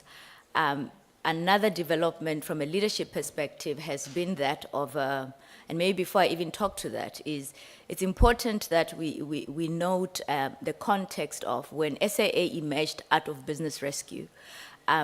Executive positions were filled on an interim capacity in anticipation of the strategic equity partner transaction. Now, when that did not take place in 2024, recruitment for most of those positions started. And one of those that were filled on a permanent or more fixed-term basis was that of Prof. Lamula, which is the GCO, and I think the previous board did well in terms of moving in that particular regard. When this board was appointed in August, another interim position that was occupied by the outgoing CFO, who reached retirement age last year in September, but the board felt, coming in as a new board in August, to create stability and to also stagger exits, we're going to extend that particular role as we start the recruitment process. So with the CFO, I can confirm that the recruitment process had started, and her contract that we had extended post her retirement age expired end of March. But what we did was, just like we did with the GCEO, was to look at talent within the group. We have appointed an interim CFO, who is the one, Ms. Solange Patha, who's with us here, who is a CEO of a subsidiary. The same thing we did with the resignation that we did not anticipate from Prof. Lamula, because within the group we had talent, we also appointed the CEO of Airways. You would have noted as the AG was presenting that they highlighted the strong leadership there that resulted in some movement in terms of the outcome of the audit of Airways. So it was on that basis that the board decided to fill the interim CEO position with Mr. Sishibe, who is the current CEO of Airways. The other positions at leadership level and the transitions that I'd want the committee to be aware of is that of also the interim HR exec, again, was one of those appointments made on an interim basis, also beyond retirement age. They had to also exit end of March. But what I can say is because we knew and anticipated some of these movements, we started looking again at talent that shadowed the HR executive from as early as when the board started. Another one that would be also due to retirement, stepping off this month, would be that of the Chief Operations Officer. Now, this context is important because as these transitions are happening, leadership transitions happen everywhere. The key thing is what are we doing about it to ensure continuity and stability. And in all of these instances, firstly, recruitment is underway. I can confirm CFO interviews have already taken place. For all the other ones, there are people that are identified within the group to act, and they've been capacitated to do that. And all of that is being done to ensure that the operations continue smoothly, and there's a level of continuity. And I think that part I also want to highlight. There's an aspect that was highlighted also by AG with regard to the suspension of the CEO of SAT. I think it's also important that I update the committee that suspension has resulted in the parting of ways between SAA and also the CEO, between SAT and the CEO of SAT. Also with that, we have moved to capacitate that particular position with an interim appointment. Another item that AGSA highlighted was in terms of the CFO as well. At SAT, there's also an ICFO. What I can confirm here is the board, with the impression of the minister, is prioritizing stabilization and filling key positions on ExCo level. And that I can say a lot of these are already underway. I believe that another important thing that I should highlight is with regard to the governance. AGSA has highlighted concerning control weaknesses and key matters that I will not repeat. But as Honorable Ghana has said, what's important for the board and our presentation is to assure you in terms of what are we doing about it.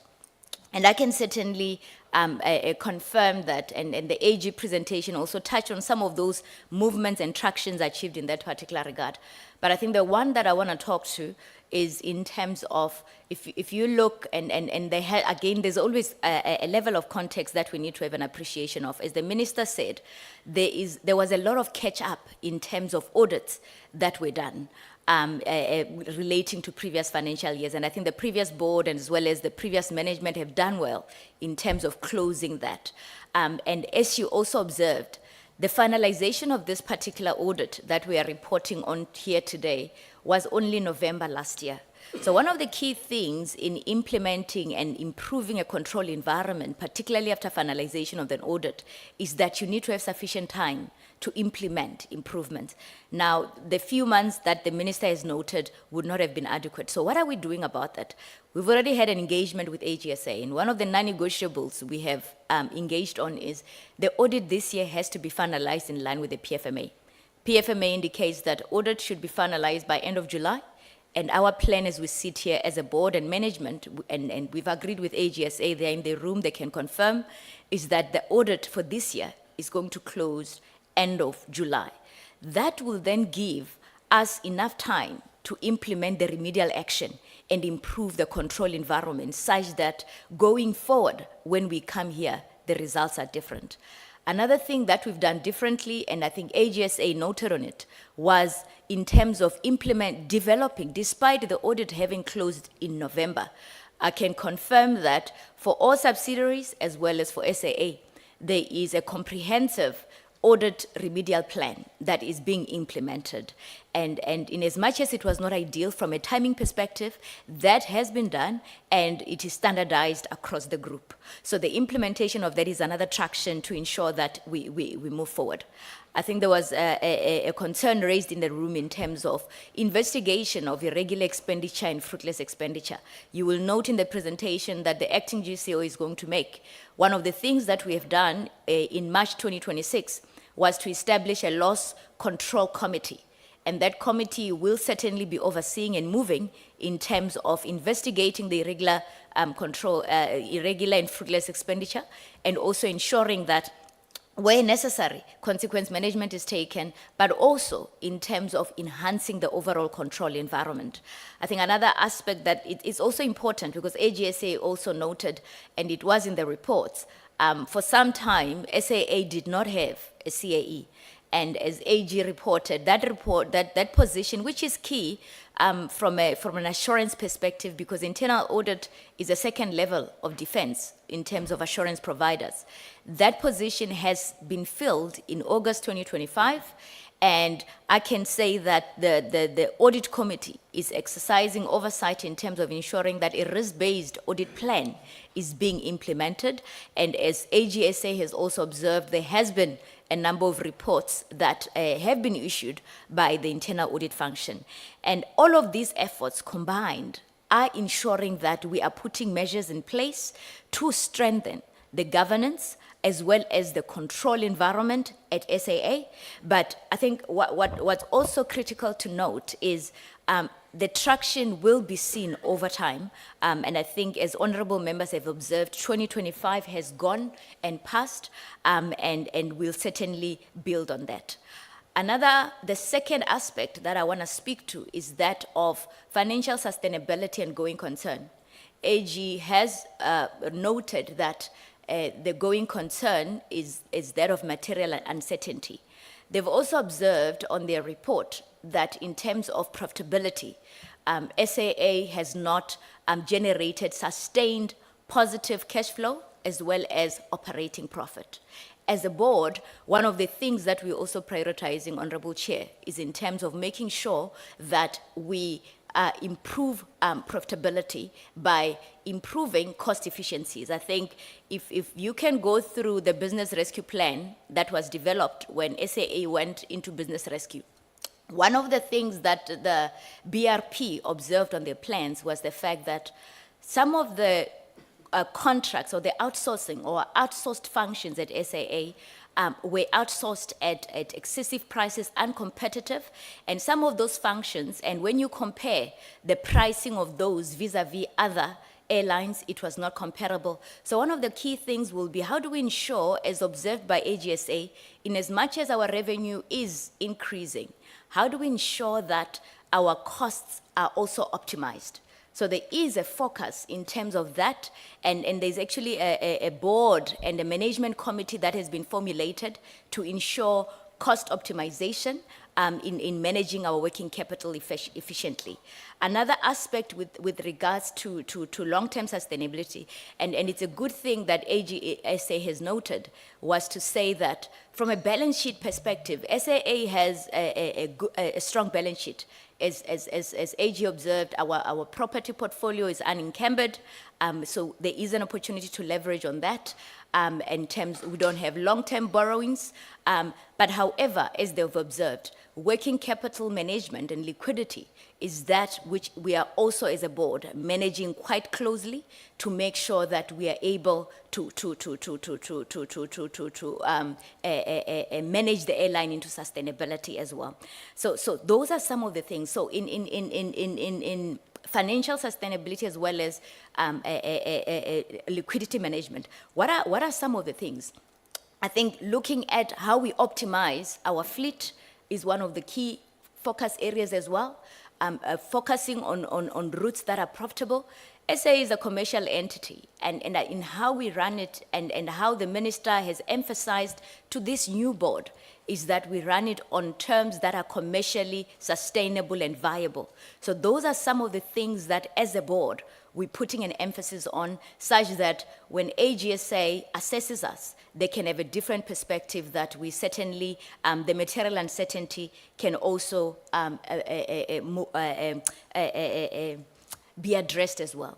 Another aspect that AGSA has highlighted from a working capital management perspective, SAA has approximately 1.1 billion that needs to be repatriated. I think AGSA has highlighted some of the countries, and I think Zimbabwe, 70% of that, more than 70%, if I'm not mistaken, is linked to that. And efforts and direction into ensuring that we get support to repatriate those particular funds that would ensure that we are able to invest efficiently into ensuring long-term sustainability of SAA is also a critical point that we are focusing on. I think the last aspect that I want to highlight before I invite the acting GCEO is one of operational efficiency. So another focus that we're also putting in is in terms of how do we ensure that we are operationally efficient such that, as I've said, we are competing with other airlines across the world and also domestically. How do we position ourselves from an efficiency point of view in how we utilize our assets and also our capacity that we have to enhance performance overall, and that's also one of the key focus that we're putting, because unless we do that, this entity would not be commercially viable. So at a high level, those are some of the items. The presentation that the acting JCEO is going to talk to will provide more depth into these areas that I've covered, but it will also enlighten into some of the areas that honorable members have highlighted. So with that, I would want to invite the acting GCEO, Mr. Matshela Sishibe, who is going to take you through the presentation for today. I see they're still trying to get it ready. So over to you, Matshela. Thank you. GC. Thank you, Chair. Thank you, Honorable Chair. Thank you, members, Minister. I want to preface my presentation by noting all the other presentations that were done, and also just to highlight that this presentation really is about the lessons that the reports that you already got, what do they bring to us, and also what are we going to do about the lessons across the business. We're going to take the key aspects of the report as read. So I am going to just start by going through the highlights, Chair, to note the financial performance of the business as reported and acknowledging the disclaimer opinion that we reported a profit last year, but that was largely due to the slot sale. We did see an increase of close to 32% growth in the revenue from the previous year. And one of the key drivers of that share was the increase in what we call revenue passenger kilometers, as well as the improvement in the load factors, the number of people that we put on the aircraft. That improved from 58% to 65%. The business was seized in terms of driving this growth with bringing new skills in the organization, among other things, and also driving ancillary revenue to make sure that we would achieve the growth. Okay. Allied with that, we added a fleet in the business and also put in efforts to enhance the customer experience. I want to present, Chair, the shareholder compact, and members have noted the performance against the compact and the critical areas of performance that are in that compact, Chair. It is acknowledged by management that due to the disclaimer opinion, the numbers that were presented to the AGSA indicate that the critical areas of operational stability and financial sustainability were not met. So this presentation is not about disputing the figures. We all accept the outcomes. It's really about what are we going to do as all of us acknowledge and hold the opinion of the AGSA as ROPIM. You can see we've highlighted the areas where there was misalignment and disagreement, and at the end of the day, the action plans are going to talk to ensuring that those numbers agree. In a nutshell, Chair, as you've seen in the previous report, one entity showed an improvement from last year to the year under review, which is Airchefs. The other entity still has work to do. And we are going to cover just a couple of items, couple of things that we are doing in order to address these issues. The reasons for these findings are quite clear and highlighted very well in the report. The lack of supporting documentation, the lack of effectiveness of certain internal controls. But let's note, Chair, that since that there has been a structured remediation program internally to try to address the issues. There is precedent within the group, Chair, that has led to the improvement of the outcomes at Airchefs. And we will be leveraging those lessons across the group. And one of the key issues was drafting the implementation of the internal health plan, as well as weekly audit committees formed by members of management across all functions to continuously monitor the performance and the progress against noted audit deficiencies. The progress to date talks about stabilizing core financial processes, making sure that there is strengthened government oversight, and improving the quality and the availability of audit evidence. This has led to some improvements already. The financial records, the audit readiness processes, and then I want to note also the appointment of skilled staff. The Chair has already highlighted the appointment of the internal chief internal audit executive, which is going to help with the current audit underway for F26. So our outlook going forward is the continuation of the full execution of the remediation plan. I also do note that, as was mentioned by the Minister at the beginning, Chair, we've had an extensive change of leadership. So this new leadership that starts now starts at the time when we are finalizing the last financial year and reviewing the actions and implementing the ones that can still be implemented for F26. But the most impactful activities are going to be evident in F27 with a full year worth of activity behind by the new current leadership that has just started along with the board. With regard to irregular and fruitless expenditure, we see this also as in the same light as the audit outcome. It's a non-negotiable, and we believe that our actions need to treat it as such, give it as much focus as all the other critical components within our business, like safety, quality, as well as skills and maintenance.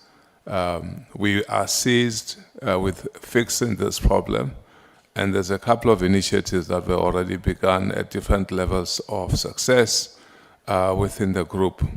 The first one was the implementation of the contract management system, which has been implemented across the group. This one enables us to see and ensure the proper monitoring of contracts throughout their life cycle, make sure there's appropriate documentation, making sure also, Chair, that contracts that are expiring are noted well beyond time. But underpinning this is age-old, really basic principles around the management of procurement, meaning you don't pay when there's no contract, or you don't pay beyond the contract, and you show that there is paperwork beyond. Those things may sound simple, but I think the critical element for us is execution. It will be supported by the Loss Control Committee, which has been formed already in March 2026. On top of that, through the Office of the Group Chief Compliance Officer, there's ongoing training on PFMA and all relevant processes within the supply chain management framework within the company. So while certain legacy cases remain on the books, the focus has shifted decisively toward prevention. To repeat, a loss control function has been established, and then there's a continuous strengthening of the control environment. The Chief Compliance Officer now sits monthly in EXCO meetings across all subsidiaries of SAA to report and account to EXCO and make sure that progress is monitored and the right level of attention is given so that consequence management can be implemented accordingly. I move on to the corporate overview, Chair of SAA. This has been noted. When you are there, I'm just going to plead that you have about 50 slides. Sure. If you can try to move faster so that take it as read. Sure. Speak to them. Don't read word to word, because we may not necessarily have the time to come and interrogate you and provide the way forward. Because by lunch, members will be pressed to go to other engagement. Noted and agreed, sir. Okay. Sure, GC. Okay, key highlight on this one is that a new board was appointed on the 8th of August last year, strengthening governance within the business. We did a study during the course of this last 2 years to show the gross value added by SAA at 32.6 billion, Chair.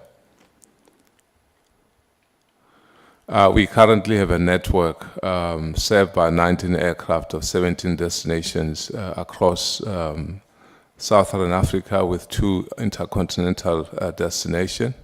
This 19 aircraft has enabled us to densify some of our routes, particularly locally, Cape Town and Durban. And we've seen an improvement in our market share as a result of that densification.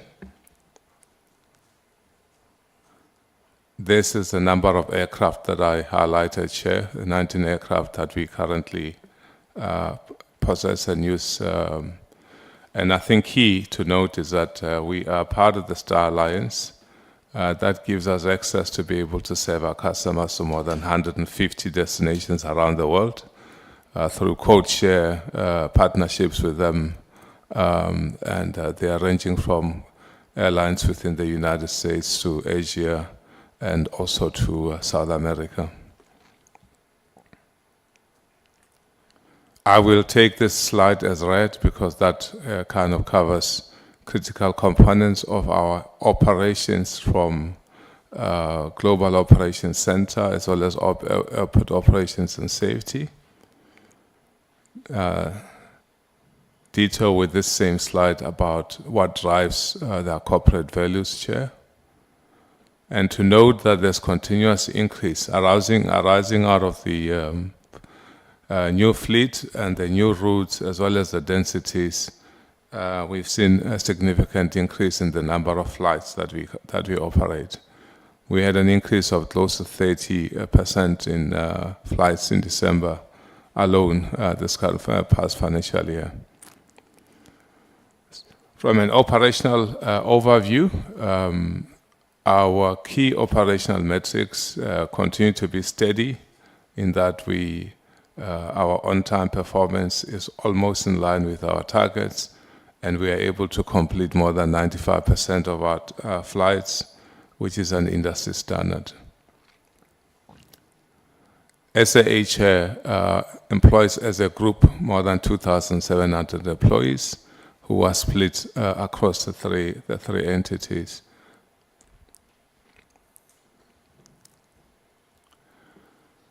The financial statements are taken as read, Chair, and the notes have all been taken into account around how the profit for the last financial year came about and the performance at EBITDA level.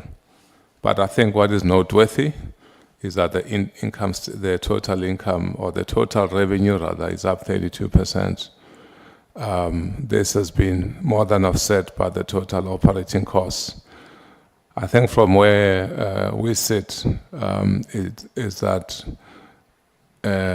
with the plans that we will have going forward, the plans must retain the revenue while managing the costs so that we can be a profitable airline going forward.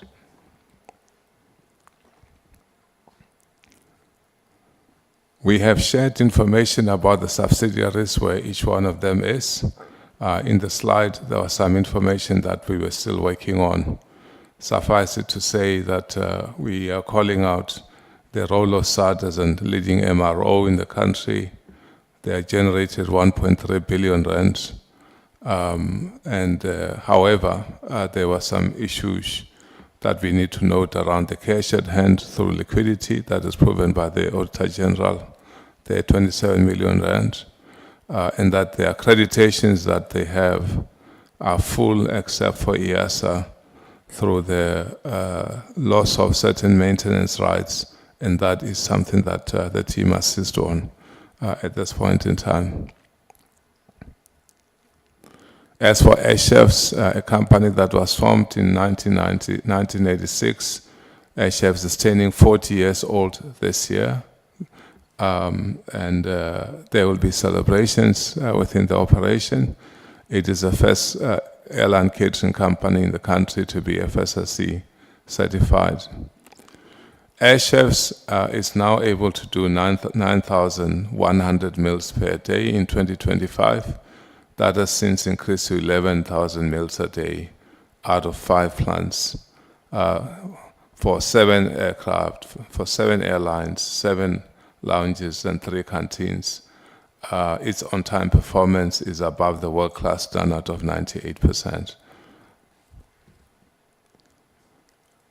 I want to conclude with this slide, ladies and gentlemen. And some of the members of this committee may recognize themselves when they visited Air Chefs last year.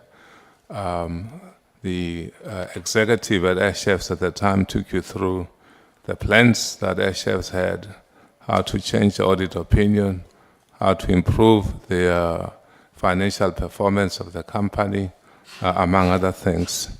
And we noted this comment at the end of the committee's report after you had visited all the entities. This is what you said. Members noted that Air Chefs should be acknowledged as a well-run organization, as it sets an example of the professionalism of SOEs. Having observed that internal controls existed and are continuously monitored, Air Chefs is a case study of what SOEs can do in a competitive field. It is this same comment that we hope when we come back in a year or two's time, you'll be able to apply it to SAA. Thank you, Chair. Yes, you see? You have done justice now. Very well. Thank you. Oh, I didn't see I didn't see. Oh, okay. Where was this picture taken? At the Air On the Chefs. 26th of February, Chair, 2025. Oh, that's at the Air Chefs. Huh? Oh, I see. Oh, because the GCE is from Air Chefs. Yes. He chose these pictures. Okay. Makes sense. Okay, no, thanks.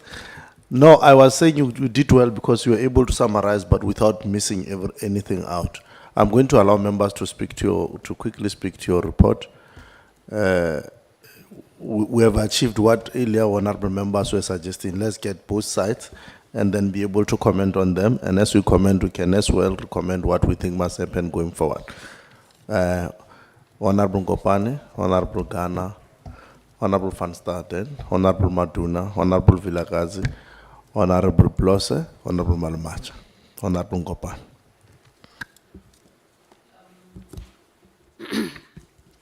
Thank you very much, Honorable Chair. Let me appreciate the presentation, Chair. As you have already indicated that the presenter has covered a lot within a short space of time.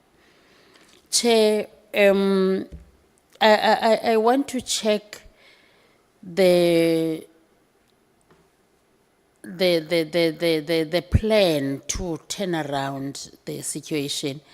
On the presentation, it is said states' limitations will be reduced, but not eliminated. Now, the question is, what specific date does SAA commit to obtain a clean or unqualified audit opinion? Because that is what you are looking for. After all the exercises and all the pains that we have taken, even ourselves as the members of the Portfolio Committee, making presentations in the House, in the mini plenaries, and also during our oversight visits. The second question, Chair, is on irregular expenditure. There are historical irregularities, fruitless and wasteful expenditure that are still on the books. Now the question would be, what is the total outstanding balance of irregular expenditure as at March 2025? And how much has been recovered or condoned? Thank you, Chair. On that note. Thanks very much. Thanks to the chairperson. Thanks to the acting GCO.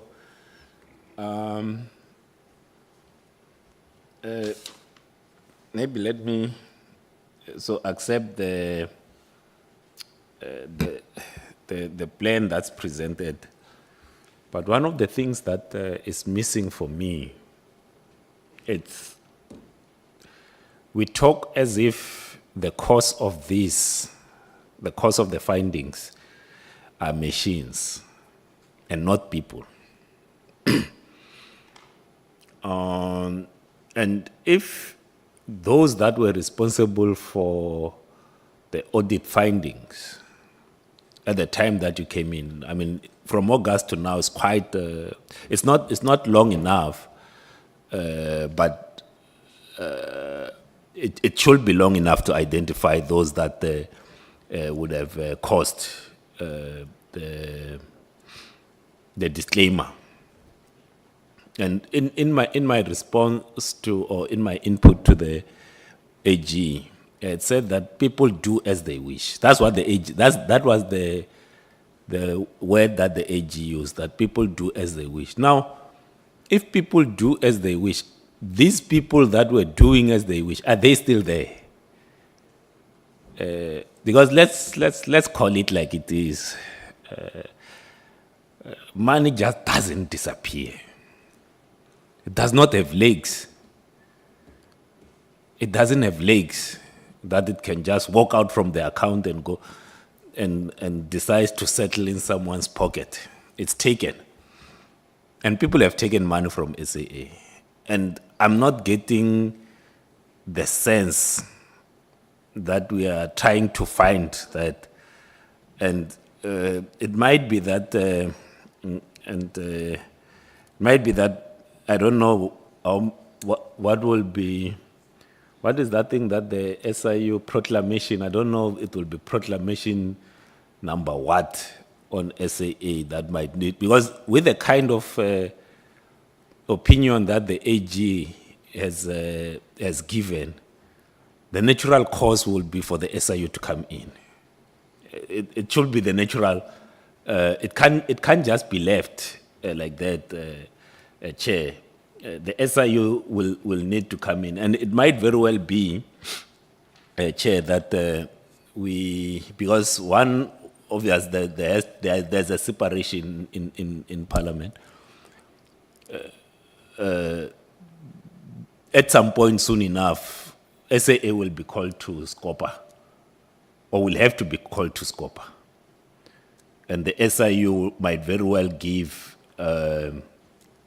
their updates on some of the investigations that they are doing at SAA, that we then, through your office, Chair, liaise with the chairperson of SCOPA to say that there ought to be a joint meeting where the AG is there, the SIU is there, the new board is there, the minister is there, so that we try to get to the bottom of this. Because obviously ourselves, if you try to call the SIU, then say no, but the SIU will say don't report to SCOPA and so forth. So the best way is to do a joint with SCOPA, because you ask that we make also recommendations. So that will be one of the recommendations, Chair, because and I know that we said it as a joke, Minister, but you know, this is a very good, when you look at it, it's a very good report. And might very well congratulate the team for printing it. They use high quality paper. The paper quality is top notch. But you know, like sometimes when I was still a learner, there will be that learner that has got a very, very good handwriting. But what they then write, it's not right. So what I'm saying is that there's an investment in the quality of paper, the quality of reporting, packaging, and so forth. But what is contained there, it's not so much, you know. And that's what I think the culture that needs to change. So it might very well be that, that to the board chairperson, that if the things that are going to be printed for the next financial year, when you come back, if it does not meet the standard of the quality of the paper, ought not to be printed in that paper, because it's a waste of resources for me if the thing is not correct. But let me commend SAA, because I fly SAA. There are things that are working. At least, if you don't sit in these committees, you're like, all right, I will say 9 out of 10 times that I fly. People might have different experiences. That the flights do arrive on time when I'm there. So when I can only speak to when I'm there. I can't speak for when other people are there. And just the general experience insofar as the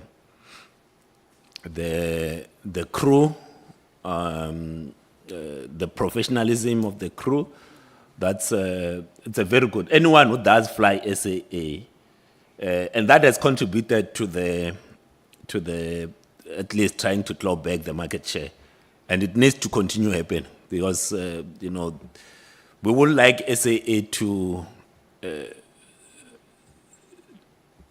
to be the airline of choice in South Africa, and I think even the use in many instances of the aircrafts that does not have the business class assist, because at least you get a bit more passengers than the ones that have got those extended space. I'm not saying it's wrong for the business class. I'm just saying you can start see that there are positive things. I think generally the lounges they are operating well. And we need to commend that. So it's not just to say all is bad and so forth. So there are things that are working. We need to continue doing the things that are working very well. Like when you also see the things that others that use SAA talk about their experience. Especially the Joburg Cape Town route, which those that use SAA, at least those that the algorithms feed them to me, it could be that because I'm in the transport committee, the algorithms then shows me the people that are talking about SAA and other airlines, that the feedback is generally good. I think maybe a lot more, whilst we deal with those that are stealing from SAA, because we must call it like it is. People are stealing from SAA. People are stealing from SAA Technical. That's what the report says. People are stealing. Money that just doesn't disappear. When someone gives a contract to someone who doesn't, pay someone who does not have a contract, it's stealing. I know sometimes we put it in another language, but there are things that are working. Let's continue to do those things that are working whilst we get these other ones. And I made this point during the break that we need to see cars being loaded on the flatbeds, Chair, because people have stolen from SAA. Now, some of them have bought cars. We need to start seeing those cars being loaded, like those ones of Maumela that were loaded. Those that have stolen from SAA must also have their cars and other things being loaded, and ultimately, they must wear the orange overalls. And if it was up to me, the overall color that they'll be wearing will be lime blue, because they've stolen from the people of South Africa, not orange. It will be lime blue. Councillor Mtramashto. Akenza, Ghana. Yeah, it's Honorable Van Staden. It's Honorable Maduna. I'm sorry, yeah. You always exchange the positions. Yeah, okay. Thanks, Chair. Let us welcome the report. And I just want to start on the last slide, because there's always a perception that everything that is under government doesn't work. I think all of us, even the organizational culture, when we visited SA chefs, you can tell that it's a well-run organization. Even when the receptionist is greeting you and showing directions, you can tell that there is a good organizational culture in the organization. I'm just hoping that they will improve in their audit opinion. And secondly, I think it would be important if they look into a business, or perhaps us at the policy level will need to look at pushing more business into air chefs, especially by international flights that go to our airports. Perhaps we'll need to look into saying that we must kind of have an arrangement that they use the services of air chefs. Yeah, because minister, that's one entity that really it's one of the examples that actually government can run something and run it well and efficiently. So I just wanted to say that in line with that comment, Chair, that that's one comment that I remember even when it was me, and I still stand by it. What I saw when I went there, I was really impressed. No, thanks, Chair. Chair, on the presentation, I just want to check one in line with what AG would have mentioned, that your profit is largely due to your disposables that you would have made, particularly a route that you would have sold. Now, I would have wanted to check the process that you would have used to sell this route. Did you have some sort of an open a process or auction of some sort? What was the process?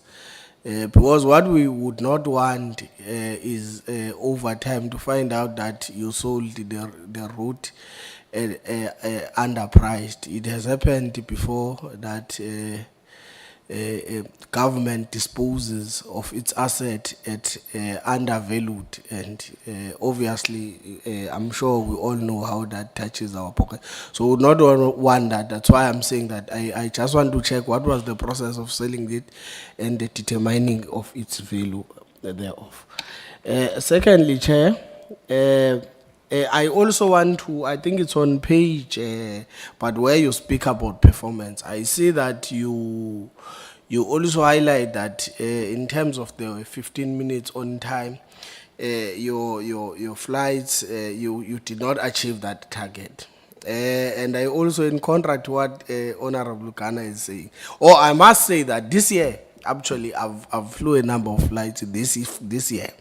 Not a financial year, but this year in 2026.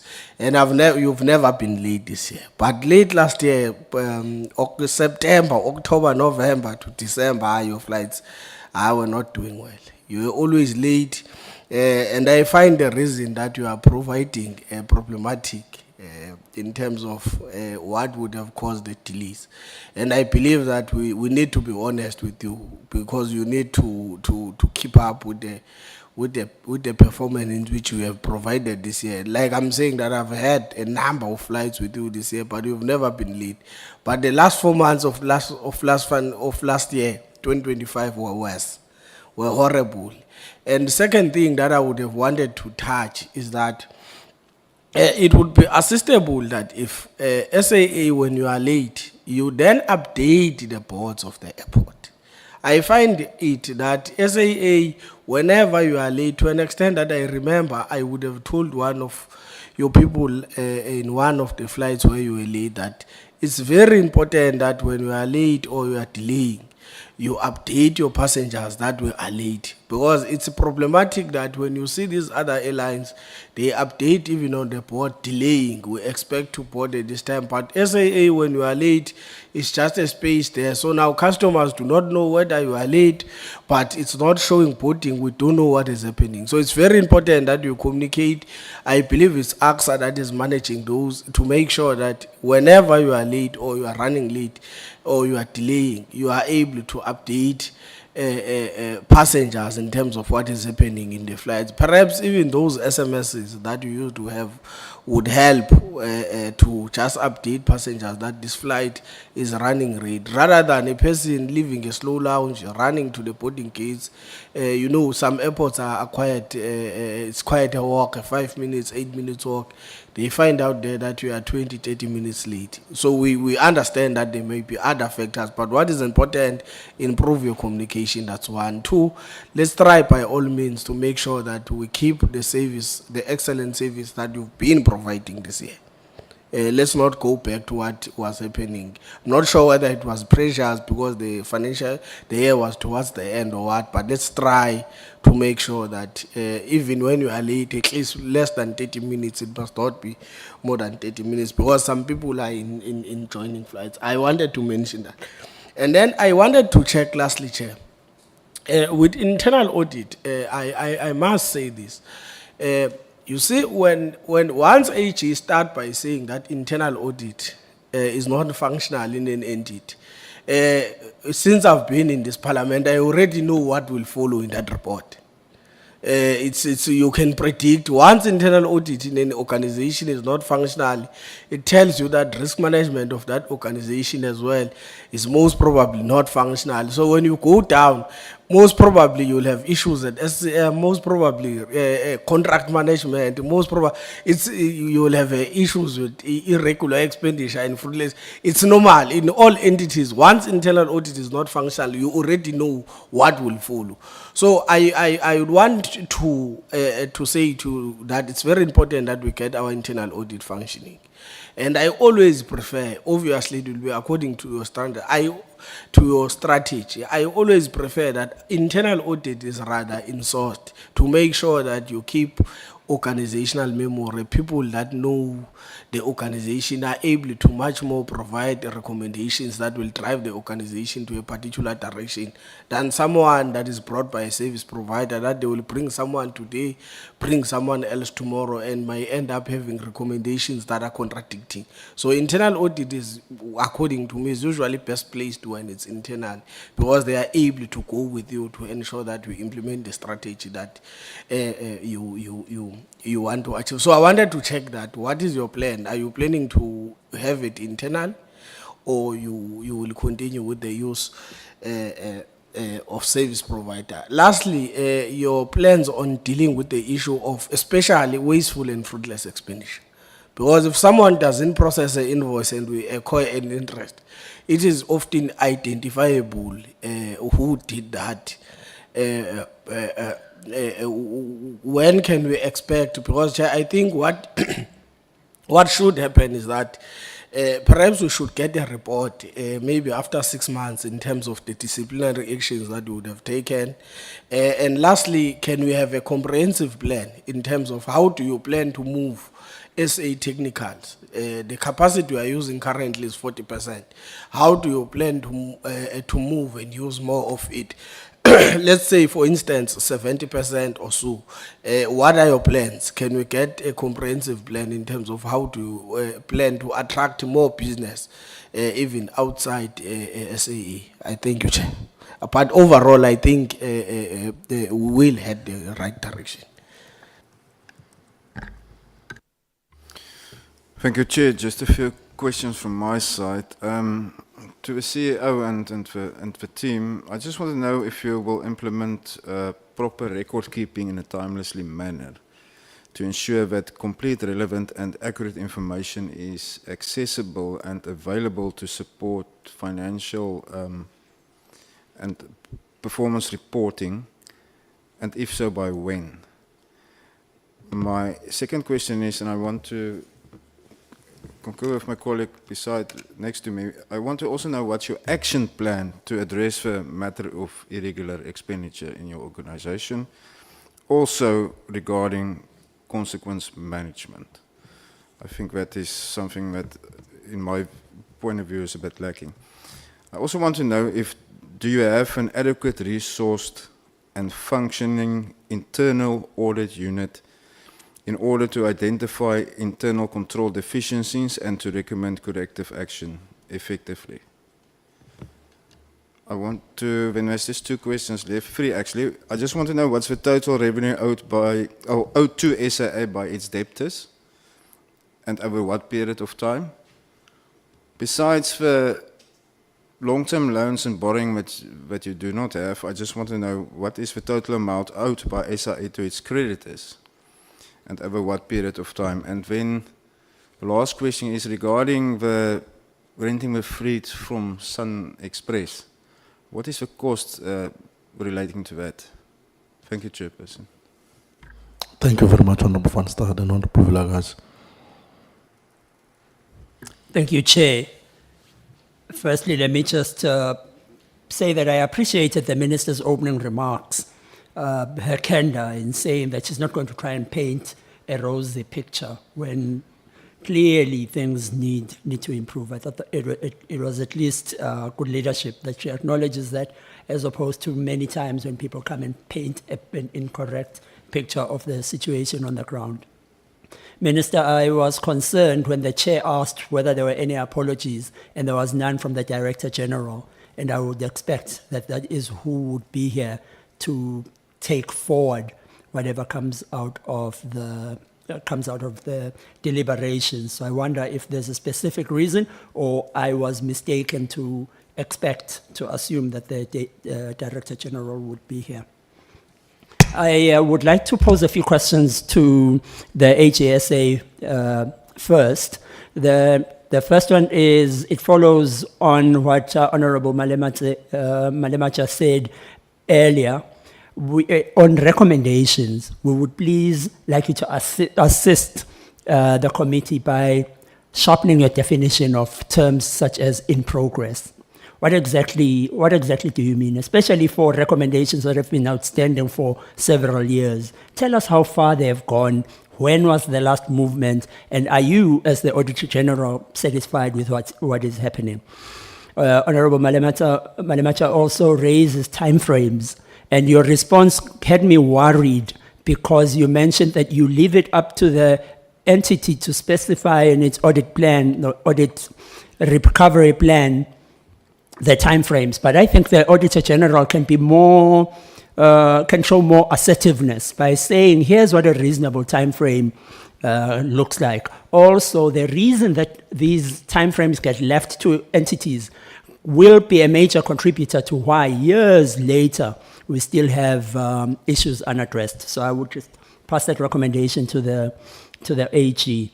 And then the question was raised earlier, and I want to raise it again, that given the disclaimer of audit opinion, to what extent can this committee rely on SAA's reported financial performance and operational achievements from the point of view of the Auditor-General? The other thing for the Auditor-General still is that there is a culture here within the organization of repeated adverse findings that don't get addressed, and persistent failures within the company. Has the AG considered issuing material irregularity findings or certificates of debt for these failures? And then as I move on to SAA, this is for both the entities, AG and SAA. Is the business model of different companies, all acting as divisions of one company, viable? Noting the reliance of the subsidiaries on the parent company, centralization of key functions, weaknesses in the parent company having a deleterious or a negative impact on the subsidiaries, and this kind of, the word that comes to mind is incestuous. It's not really the perfect word, but the subsidiary is the main supplier to the parent company, and or vice versa, and so problems with one inevitably affect the other. Is that a reliable business model? And on that note, in the case of the SAA group of companies, subsidiaries are not fully autonomous. And the reasons have been stated here in governance and operations. So do they really qualify as separate entities? And then specifically for SAA, the financials have been consistently announced late. So I just wonder, there's this pattern of delays and adverse findings. Why do these continue to happen? And what are the systemic issues that keep bringing these about? In the report, the group CEO mentions that we are continuing to implement plans on aircraft fleet modernization and route network. And we know that there was talk at some time in the recent past of getting new SAA-owned machines, equipment, aircraft. What is the status of that fleet expansion plan? And on that note, does it equate, is it necessarily given that if we own the aircraft, we increase the number of aircraft we own from the current 2 or 3, that will result in profitability?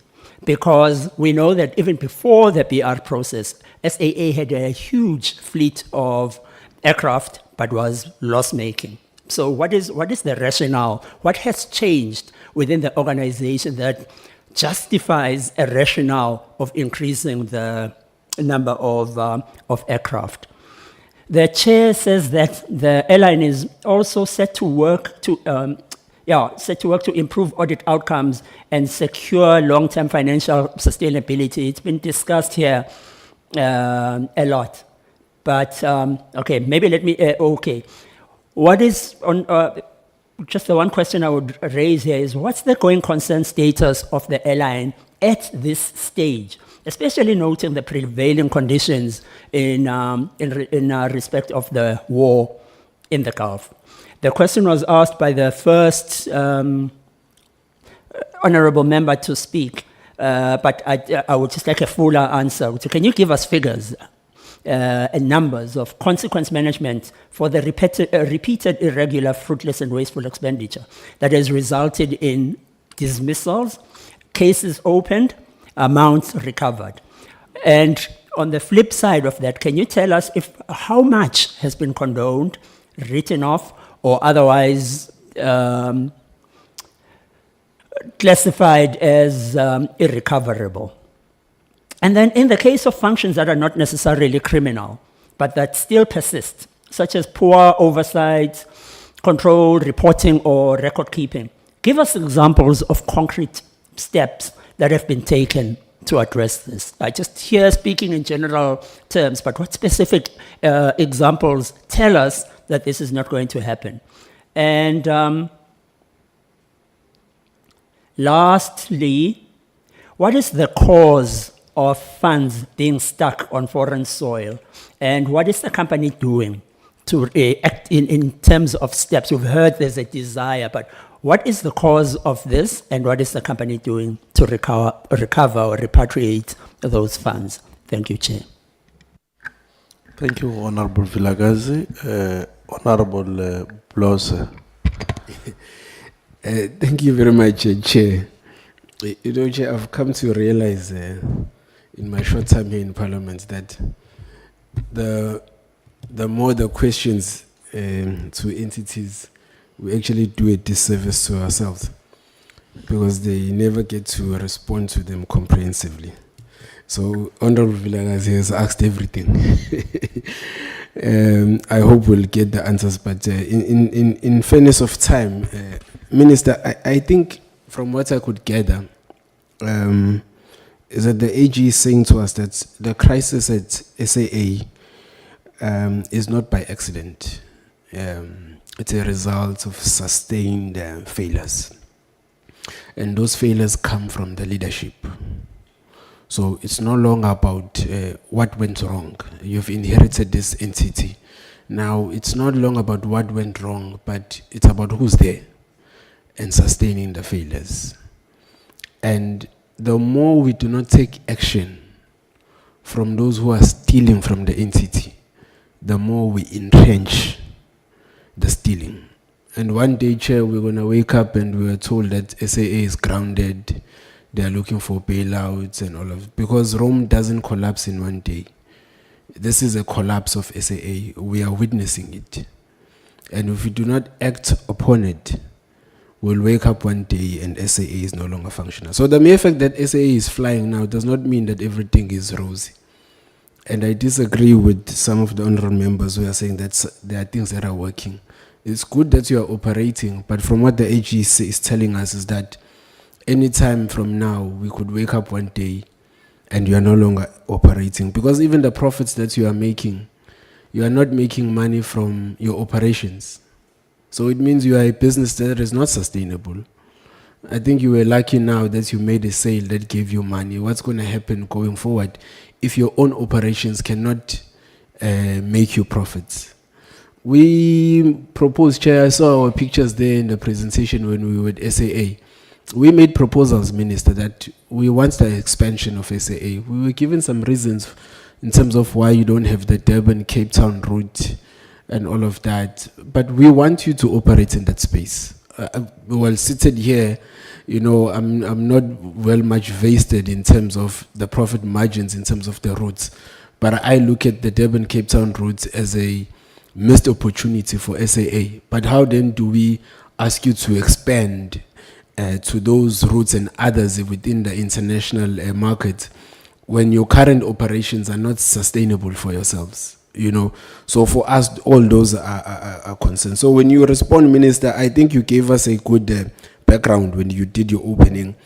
And you said that the colleagues are going to, when they respond as well, or when they come in, they will give us a picture in terms of what are they going to do to remedy the situation going forward. But seated here, I did not get that feeling that there's anything practical and sustainable that is going to turn around the corner. I think we'll come back next financial year. We might still have a disclaimer in terms of our report or of our AG finding. But Chair, maybe just last two commentary as well. SAA is leaking, Minister, in SCM. There's leakage there.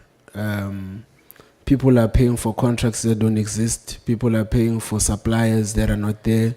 Suppliers that are not supposed to be there. The individuals at ACM as well are not equipped themselves because they are no longer undergoing any training. They are not skilled and all of that. We need to close those tabs. And we know that at SCM and procurement, that's where the most corruption happens. So if our people there are not equipped with the latest policies, they are not well trained, then we are bound to see these problems. There's also something, Minister, I would like you to speak on in terms of the outdated policies or non-existent thereof within the entity. AG makes that very clear to say that SAA is operating on outdated policies.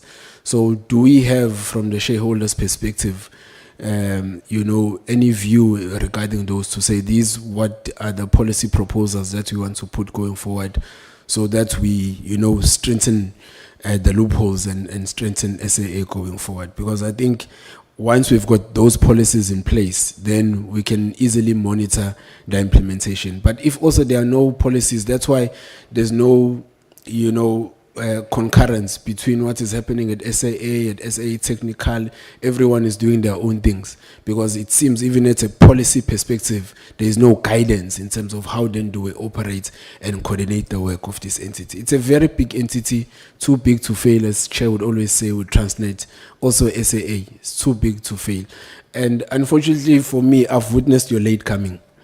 If there's one thing you can guarantee with SAA is that they are going to be late. SAA is there's one thing, and I mean even in your targets, it's one of the targets that you missed as well. Your on-time targets is one also that has been missed. But obviously, I don't get to experience SAA a lot because I don't have a route. I stay in Durban, so so whenever I do the Joburg route, then I get to experience it once in a while. So yeah, we need to work on that. Yeah, I think those were just my comments, Chair. Thank you very much. Thank you, Honorable Blosser. So your ratio of experiencing the the late arrivals may not be that scientific, ne? You are defending, Chair. No, I'm not. I'm just asking. I'm just asking. I can take that, Chair. Okay. Honorable Malamach. Are you running inside shows? Eh? Are you running inside shows now? Apology, Chair. No, thank you, Chair, as we welcome the presentation. Chair, when you plan, you set up some key targets, and once you miss them, you must be worried that it means you are planning in really, it was just in a very simple English, a waste of time. In this case, yourselves, the key target are missed. Then you focus on this one, which are very easy, you do. I don't think that is good. Let's get why there is such. The other one will want to get if there's a fundamental forcing, point to say, why do you still stick to this very old, if not manual, record keeping with no backups? With no backups. You know, once there's no backup, it means should anything happen, we are in serious problem around that. Now, one will also want to check, especially with the fuel price shock, because in the presentation, in particular the report itself, it will quote the US-Israel-Iran war, that is Feb 2026, as a major liquidity risk. You see that. Given that financial year ended in March 2026, why is the 2026 event included in 2024-2025 annual report? So that we check. But at the meantime, deal with us in terms of what is the estimated monthly impact on the cash burn. Then Honorable Blosso touched on the issue of outdated policies, as I want us to also focus on the standard operating procedures, which are also outdated, but yet you don't need to improve. You know, the other aspect that we must build on, Honorable Blosso, if you don't have skilled personnel, nothing stops you to develop them. Give us the plan of how are you going to really get these skilled people so that you cannot come and tell us, because this is a sickness of some sort from all the departments. They will tell you that, no, they are leaving us because they are in for greener pasture. Because you know the reason why they are leaving you. Develop yours and have a way of making them not to leave you. Yet you are saying you are making enough profit, but you can't keep them. Talk to us. How are you going to ensure that that is happening? You have got skilled people who are not willing to go anywhere, and you are going to retain them so that at the end of the day, we have got an entity which has got people with capacity, unlike people who will not have capacity. And Honorable Bloss, you also hindered on the issue of no coordination, proper coordination of activities, where at the end of the day, it's like we run here and there. Chair, I think, let me not go further than here, and thank you for being fair, because we requested that you be fair to them. They gave us their side of the story. We have listened vis-a-vis to what the AG has said. It will be very much appreciated that we get a response that will also cover the very same AG's consent. Thanks. Yeah, thanks very much, colleagues. Colleagues, just before you respond, you would have heard the questions, Chair, and the board. Few questions from me. Minister, one is that you have vacancies in the board, according to the report. How soon are you closing these vacancies so that we have a full functional board? That one is directed to you. If you can just come on that, how soon will you be able to close these vacancies? Board Chair, is part of your committees in the board, the Audit and Risk Committee, or I know other boards have something like that. Do you have that in your board? And if you have that, since August, what have you done in terms of this issue of not having a head of internal audit? Because I think this is where the source of your problems come from. Because if you sit as the AG says, and as Honorable Maduna was saying, if you sit with an entity where you do not have internal audit. Internal audit is supposed to be your feeler, your ear on the ground as to what is happening, especially in terms of your own audit strategy, audit improvement strategy. Now, if you don't have an internal audit head, then it would seem to me it's one of those challenges that one would want to know whether you have a audit and risk committee and what are you doing in relation to this particular issue.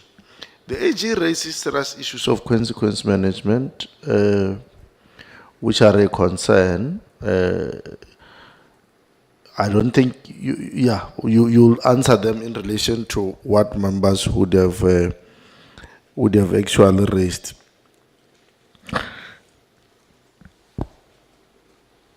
It is true that it's not that everything is bad, and I think we must commend you. One minister who must commend you and outgone GCE, because most of the entities that goes to business rescue never come back, especially in the context of South Africa. Most of the entities, and I think a classical example is your Mango. In your own entity, I don't see Mango. You put it on business rescue, right? There's no sign of it coming back. It is not exclusively to you. The trend in the recent past in the South African corporate space is that once a business goes to business rescue, it never comes back. But here, for the pride of the nation, you have assisted us. We are still able to sit here in Parliament and discuss SAA, and we commend your leadership, Minister, there, and the leadership of the outgone GCE, because that didn't just come from Mars or didn't just come from another planet. It came from strategic leadership direction. And related to that is the fact that we can... one thing I can confirm is that except for Blosse and Maduna, 90% of these members are frequent users of SAA. SAA is our flight of choice. So actually most of them except me are platinum.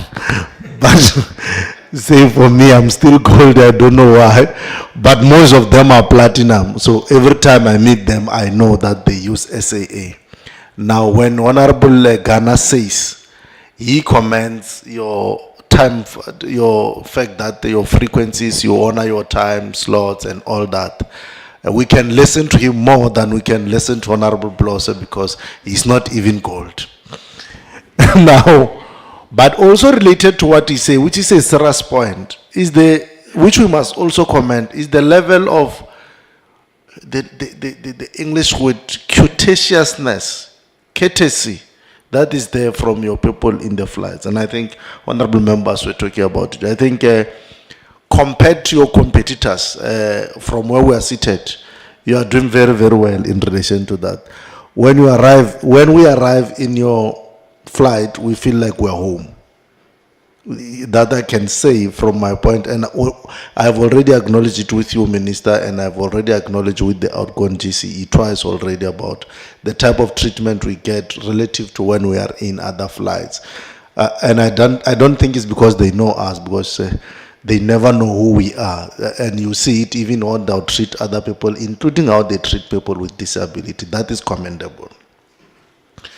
Now, Honorable Blosse is right. SAA, just like Transnet, is too big to fail, given all these issues that we are talking about. It is in our interest that we whip you to line where we think you are getting out of line for the sake of moving forward and saving this entity, which, where I'm seated, you are on track in terms of having saved it now, but you need to sustain the path of growth.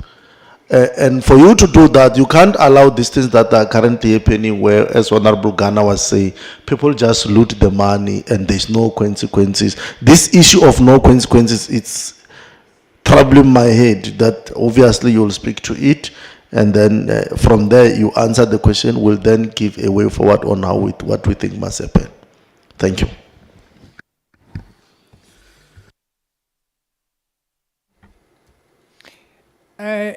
Chair, thank you very much. Let me suggest that with regard to the SIU investigations, we give you a written response. We give honourable members a written response to that. There are many. And we can give them to you. And I think that it's important to understand that the origins of this disclaimed audit are in the state capture era, and there are criminal investigations going on at SAA. So while we would want to agree with you that there must be consequence management for current irregular and fruitless and wasteful expenditure, the root of the problems that we face lies in the state capture era, and there are criminal investigations that are taking place in the entity, and we will give you details on them. Honourable Vilakazi, we are not answering questions on the current financial year. The books are closed. We're a Section 2 entity. At this point, we are preparing for the audit, and it is normal at this point in time that we don't make public statements on the financial position. You will soon know what is the position of the AG on whether or not SAA remains a going concern. So I will ask you, Chair, that we stick to the situation with regard to that. At this point in time, I'm not planning to fill the board vacancies. I have confidence in the skills and the abilities of the current board. I think that what we will do is we will allow a period of time to elapse so that we can see if there are particular skills that we require in the board, and then we would advertise specifically for those skills. But you would be aware that the current board is large. I think that there's always a balancing act between making sure that a large board collaborates on a regular basis and making sure that you have wide diversity. At the moment, I have confidence in the current board, and I think we will allow them a bit of time to operate, and then we will take advice from the board itself as to whether there are skills areas that we feel that it would be important to recruit for. Other than that, Chair, the only other question I would answer is, why is the Director-General not here? And the answer is simple. We have 20 entities. The entities fall under different branches in the organization. Some of the Schedule 3 entities all have direct representatives of the department on the board. We also have a specific unit in the department that is responsible for entity oversight. That is how we manage entity oversight. The Director-General, the Deputy Minister, and myself share responsibilities with regard to portfolio committee meetings, with regard to SCORPA, and indeed with regard to other portfolio committees that call us from time to time, such as appropriations, the Office of the Presidency, and so on. What I like to do is to give my Director-General a chance to work and to implement the objectives of the department, because we have a number of people that are responsible for entity oversight, and they fulfill that function in our department. At this point, let me hand over to the Chair. Thank you, Chair, and thank you, Minister. I think firstly is to appreciate the questions, as well as the encouragement, a reflection from members that not everything is going wrong, And for those for that which is working, we certainly appreciate their acknowledgement, and we will work on ensuring that that continues to work while we also put efforts into that which we need to fix. So thank you for that. And to respond, I have my colleagues here. I also have my colleague who is also the chairperson of SAT. He will come in to respond to some of the specific questions there. I think at a high level, one that I certainly would want to talk to, I think Honorable Mkampane spoke to the aspect of irregular expenditure, and that was also raised by Honorable Maduna in terms of what are we doing about it. As we presented, one of the things that we've done is establish the Loss Control Committee in March. And that is intended to ensure that we are able to investigate irregular and fruitless expenditure. And we warranted take consequence management, and we warranted, and it's always the case, implement controls to most of those preventative to ensure that the same does not repeat. So even Chair, I know you were also concerned about that aspect as well. So that process is going to help us to close the gap. There was also a question by Honorable Ghana. We can also submit a detailed written submission on Honorable Ghana in terms of the aspect of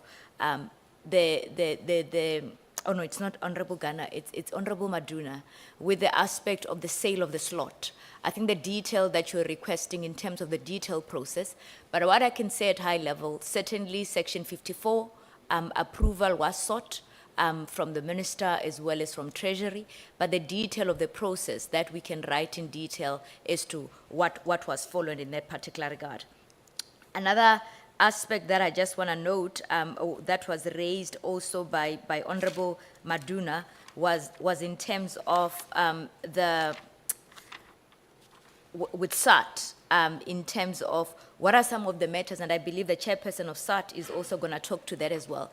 But you raised a key point to say that subsidiaries in the group are actually highly dependent on SAA. So that's a material risk you're highlighting, which points to the fact that there has to be a diversification strategy that looks into how do we ensure that we're able to expand our customers to ensure long-term sustainability such that we're not only concentrated on SAA. And certainly that will be one of those that I think the acting GCEO will also talk to as well. Another aspect which Honorable Van Staden, to the extent of the costs, the CFO will come in to talk to the costs and expenditures as well. But to the extent of the ACMIs, as you've said, Sun Express, how much that was, we can certainly come back and enhance that. But what I can say to that is we only use them when we have constraint in terms of fleet. But otherwise, our dry leases that we have is what we mainly use. But CFO will talk to the aspect of the debt, total debt vis-a-vis the creditors, as well as the ACMI. And on Honorable, I think Honorable Vilakazi, you spoke to the aspect of subsidiary and the concentration risk that we have on there as well, and that not being sustainable. But there's also a point that I want to address in terms of the late finalization of the audits. We did acknowledge at the beginning that there was a back-to-back audits that took place. And to that extent, as you've also said, Chair, the previous CEO as well as the board have done well in terms of addressing the backlog. And they've also done well in terms of making sure that operations are sustainable against all odds. So I think in that particular regard, Honorable, with regards to the timely conclusion and announcement of results, that's why we said earlier that we plan and we have agreed with AGSA that we address that particular aspect. Another aspect that you also raised, Honorable Vilakazi, was in terms of the fleet modernization and expansion. Particularly, you raised the aspect of whether and how that relates to profitability.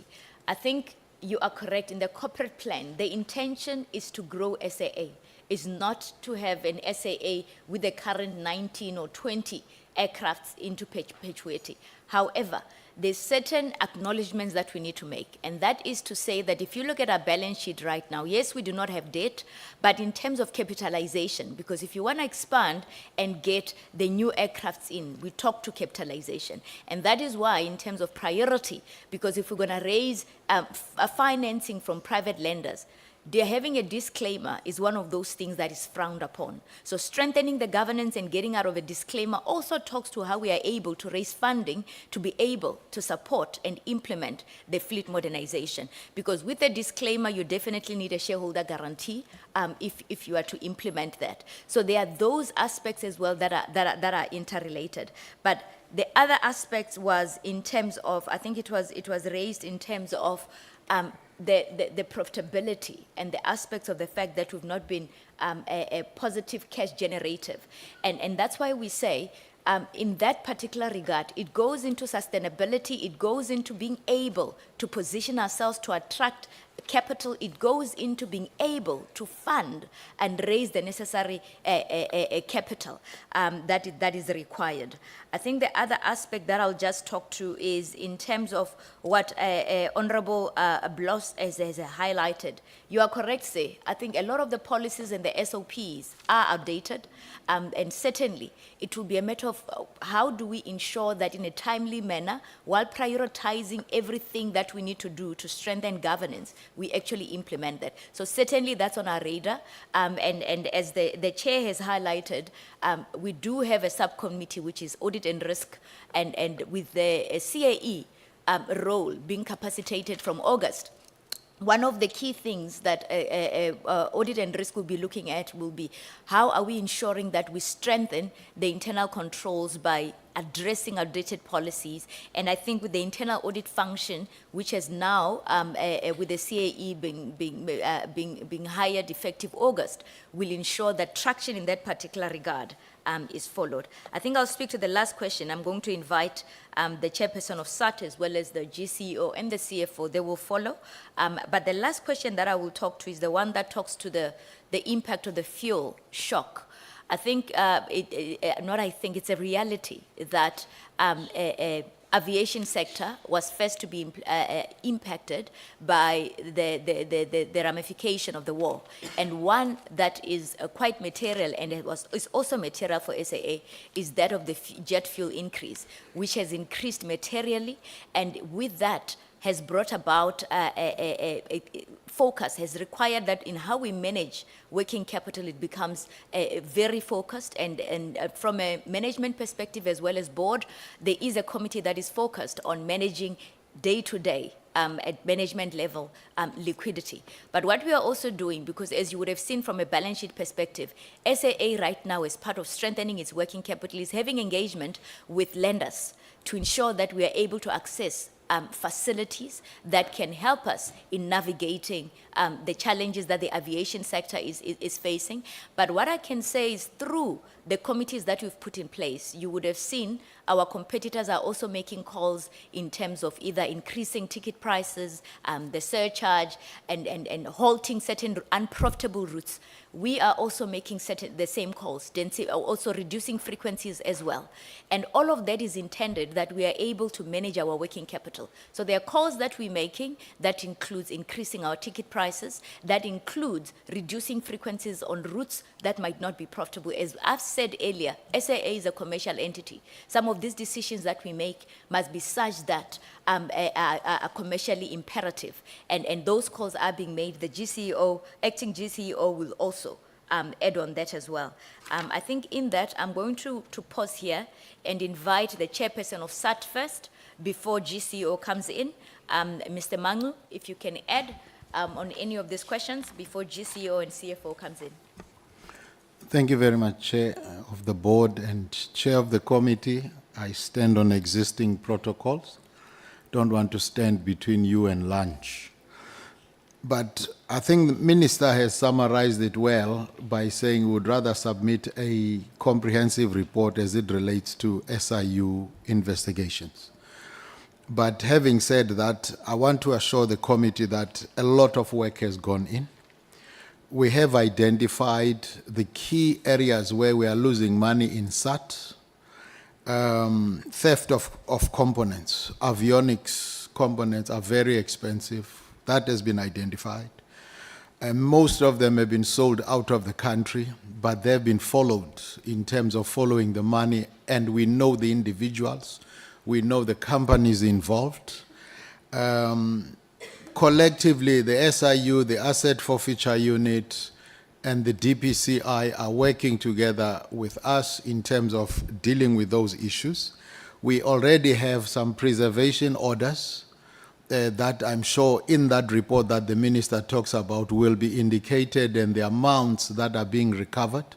We also have convictions in court already of some individuals from SET which were found with their hands in the cookie jar, and that will be detailed in that particular report. So a lot of work has happened there. One of the areas which is very interesting that we have picked up and we are closing there is aircraft on the ground. You know, members will be fascinated to know that at times we order parts as if they are urgent, and they have never been urgent, and they stand there. So they are in the stores. So we've got a lot of parts in the stores that actually are not being used. And in the process, that is when they, as one honorable member said, that's when they start walking out and all those things. So we are putting measures to do that. We are implementing in this financial year lifestyle audits there at SAT. We are reviewing our security procedures. We are vetting employees. The other thing we've found is conflict of interest, where people within SAT are doing business with Company X, and Company X has subcontracted the wife of myself to do the work back here. So the story is quite scary, but as Minister said, those details are there. But all I'm saying in flagging these very few examples is to highlight that we are aware, we are following the money, and results are beginning to produce. Maybe we are not publicizing them hard enough. There is retraining that is recommended in terms of this.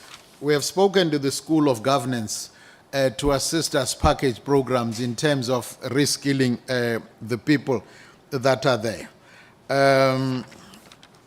So in terms of SAT, I want to say we have also identified, the most important thing I wanted to say is somebody mentioned, why can't we use SAT maybe to get business somewhere else outside SAA? It has always been one of the business models. But through the hemorrhaging, as was said, of SAT from the state capture period to now, we have seen the lack of confidence. But we are rebuilding that. And what does it mean? It means a lot of airlines that are flying into the country will be able to use SAT. And we only have one, the European one, where we are clarifying a couple of things to make sure that we are accredited again. It's also cheaper for the outside countries to do their services here when they come. So it's one of the focus areas that we are looking at in terms of that. And lastly, I want to say, in the course of us trying to close the gaps at SAT, many staff members have been intimidated. Others are working under protection as we speak now, because of the extent of the investigation and the issues that we are doing. One was telling me that his wife was confronted in a mall and told that, tell your husband to stop what he's doing. You know, that is the extent of how deep that rot is. But we are attending to it, and I'm sure the time it has taken, it will not take a week or a month, but it will certainly turn around. Thank you very much, Chair. That's all I wanted to add on, specifically to SAT. Thank you, Chair.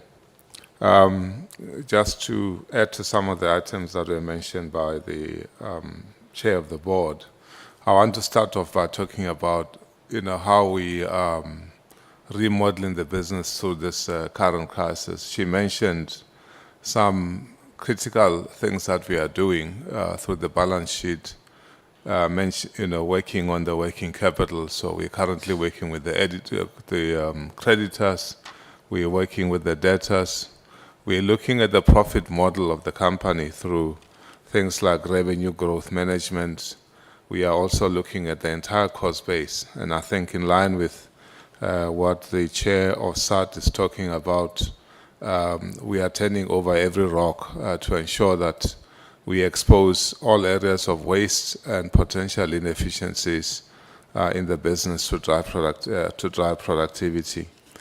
To some of the questions that were raised by the members of the committee, particularly with regard to the internal control environment, from where I sit, internal controls are non-negotiable.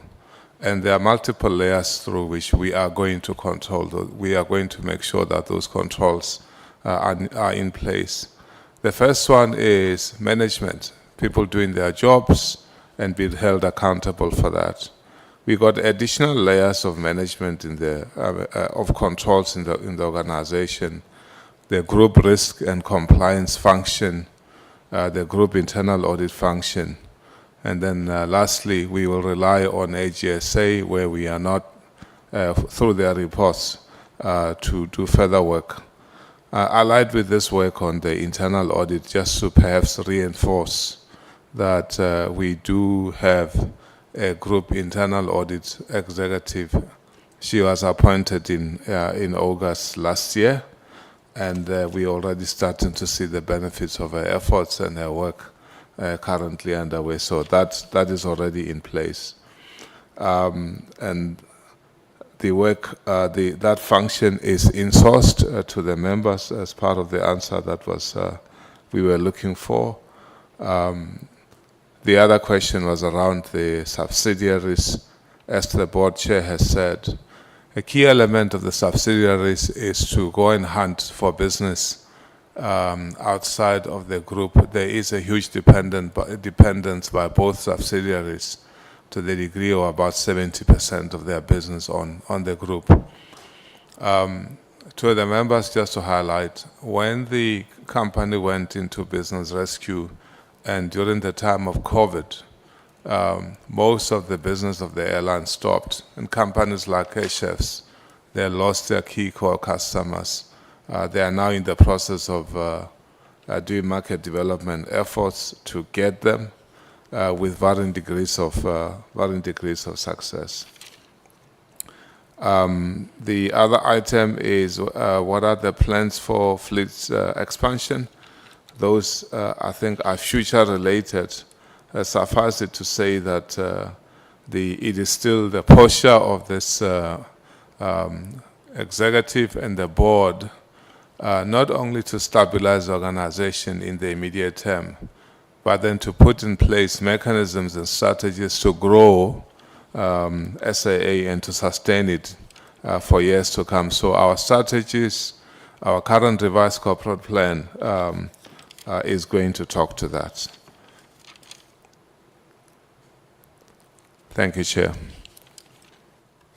Thank you, CFO. Do you maybe want to speak to the aspect of the debtors and the creditors? Thanks, Chair. With regards to the debtors, that currently sits and fluctuates.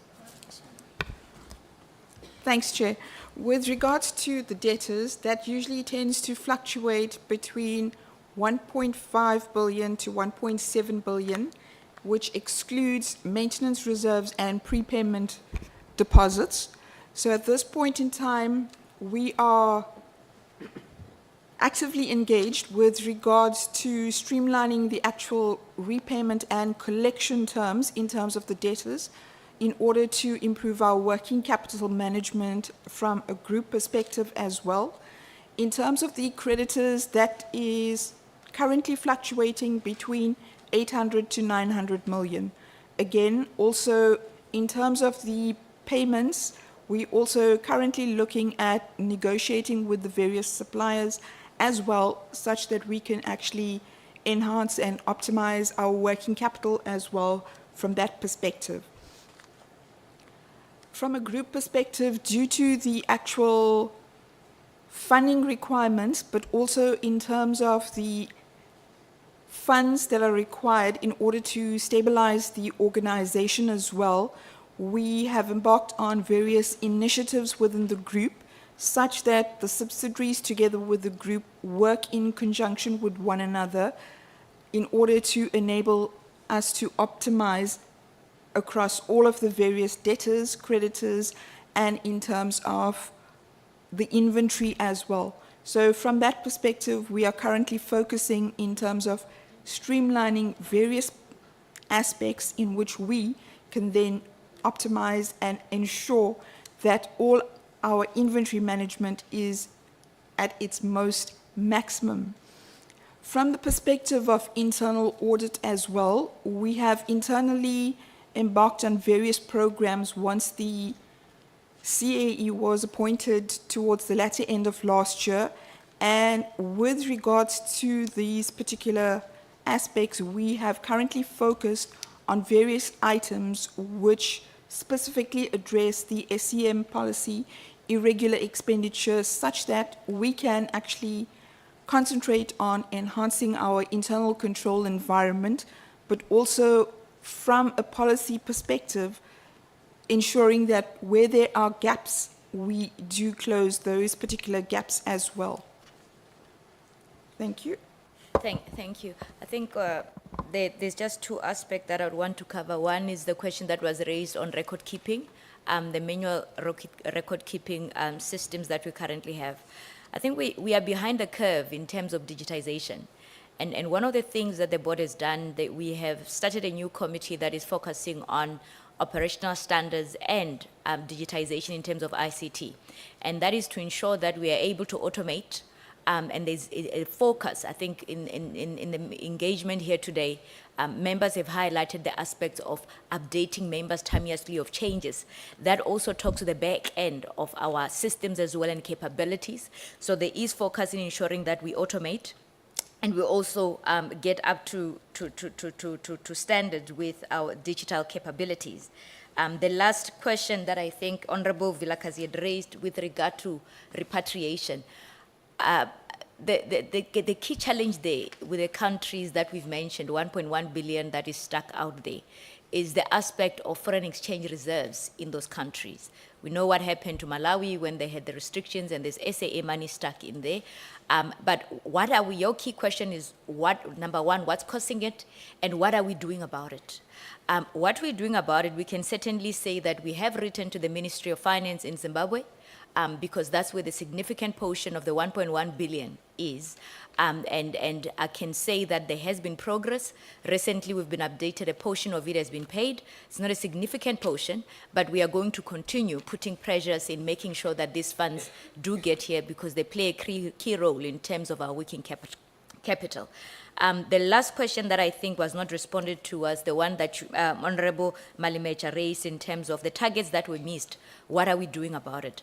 I think as AG has reflected earlier in how we are formulating the KPIs and the focus, we're also looking at ensuring that the ones that we have, they are critical, number one, into the mandate that we fulfill. Number two, the monitoring that actively through the subcommittees to ensure that we enhance on particularly on delivering on the key performance measures that contribute to the core of what we do. So those are some of the measures. I think with that, Chair, we have addressed all the questions. I would want to appreciate and also hand over back to you. Of course, with the permission of the Minister. Over to you, Minister. Apologies, I was actually out of order. You didn't give the date when I can expect the clean audit report. Oh, yes. Thank you, Minister, for that critical reminder. So what we've said is, because this particular year, we have not finalized the audit in time. Focus is into this year. We said the 26-27, we improve the audit outcome. Clean audit would have to follow, Minister, after we have achieved an unqualified, and it certainly will not be 26-27. It will have to be the outer year, Honorable Chair. I think one of the things is we want to make sure that we report in good faith. But we are not coming with a disclaimer again, right? The plan for 26-27 is no, we're not going to come with a disclaimer. Okay. Minister, Honorable Minister, you want to say something before? Not necessarily Maybe on also, the clean audit, just... No. I think the one issue that one wanted to say something was on the repatriation of money that's owed.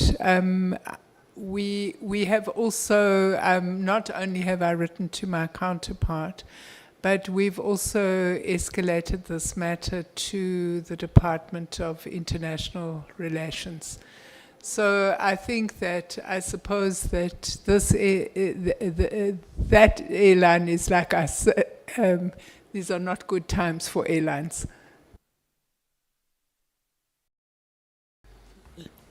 No, thanks very much. And I think let's accept and appreciate the frank manner in which you answered us without being defensive.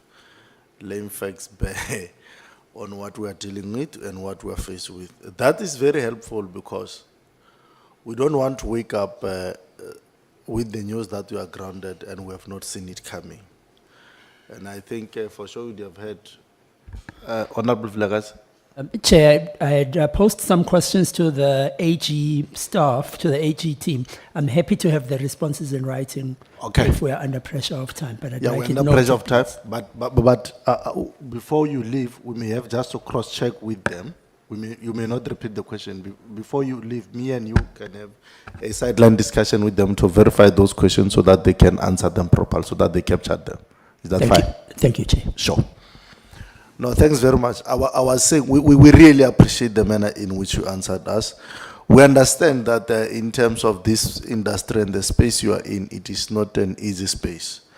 But we frown upon, like honorable members have said, all of them, you would have heard from Honorable Ghana to Honorable Blosser, Van Staden, Vilagazi, Honorable Malumaja, everyone. We frown upon non-consequence management. And we are happy, Minister, that you would have said we'll get in writing what you are doing, especially in terms of those investigations. We will put on hold the recommendation by Honorable Blosser, that Honorable Ghana, that we must have a joint with SIU, and for now, to the extent that you will give us that in writing. And it is upon that when we receive that in writing and we assess it, we'll then determine what then becomes the next course of action. We have, from our strategic plan point of view, identified SAA as one of those entities that we must monitor closely.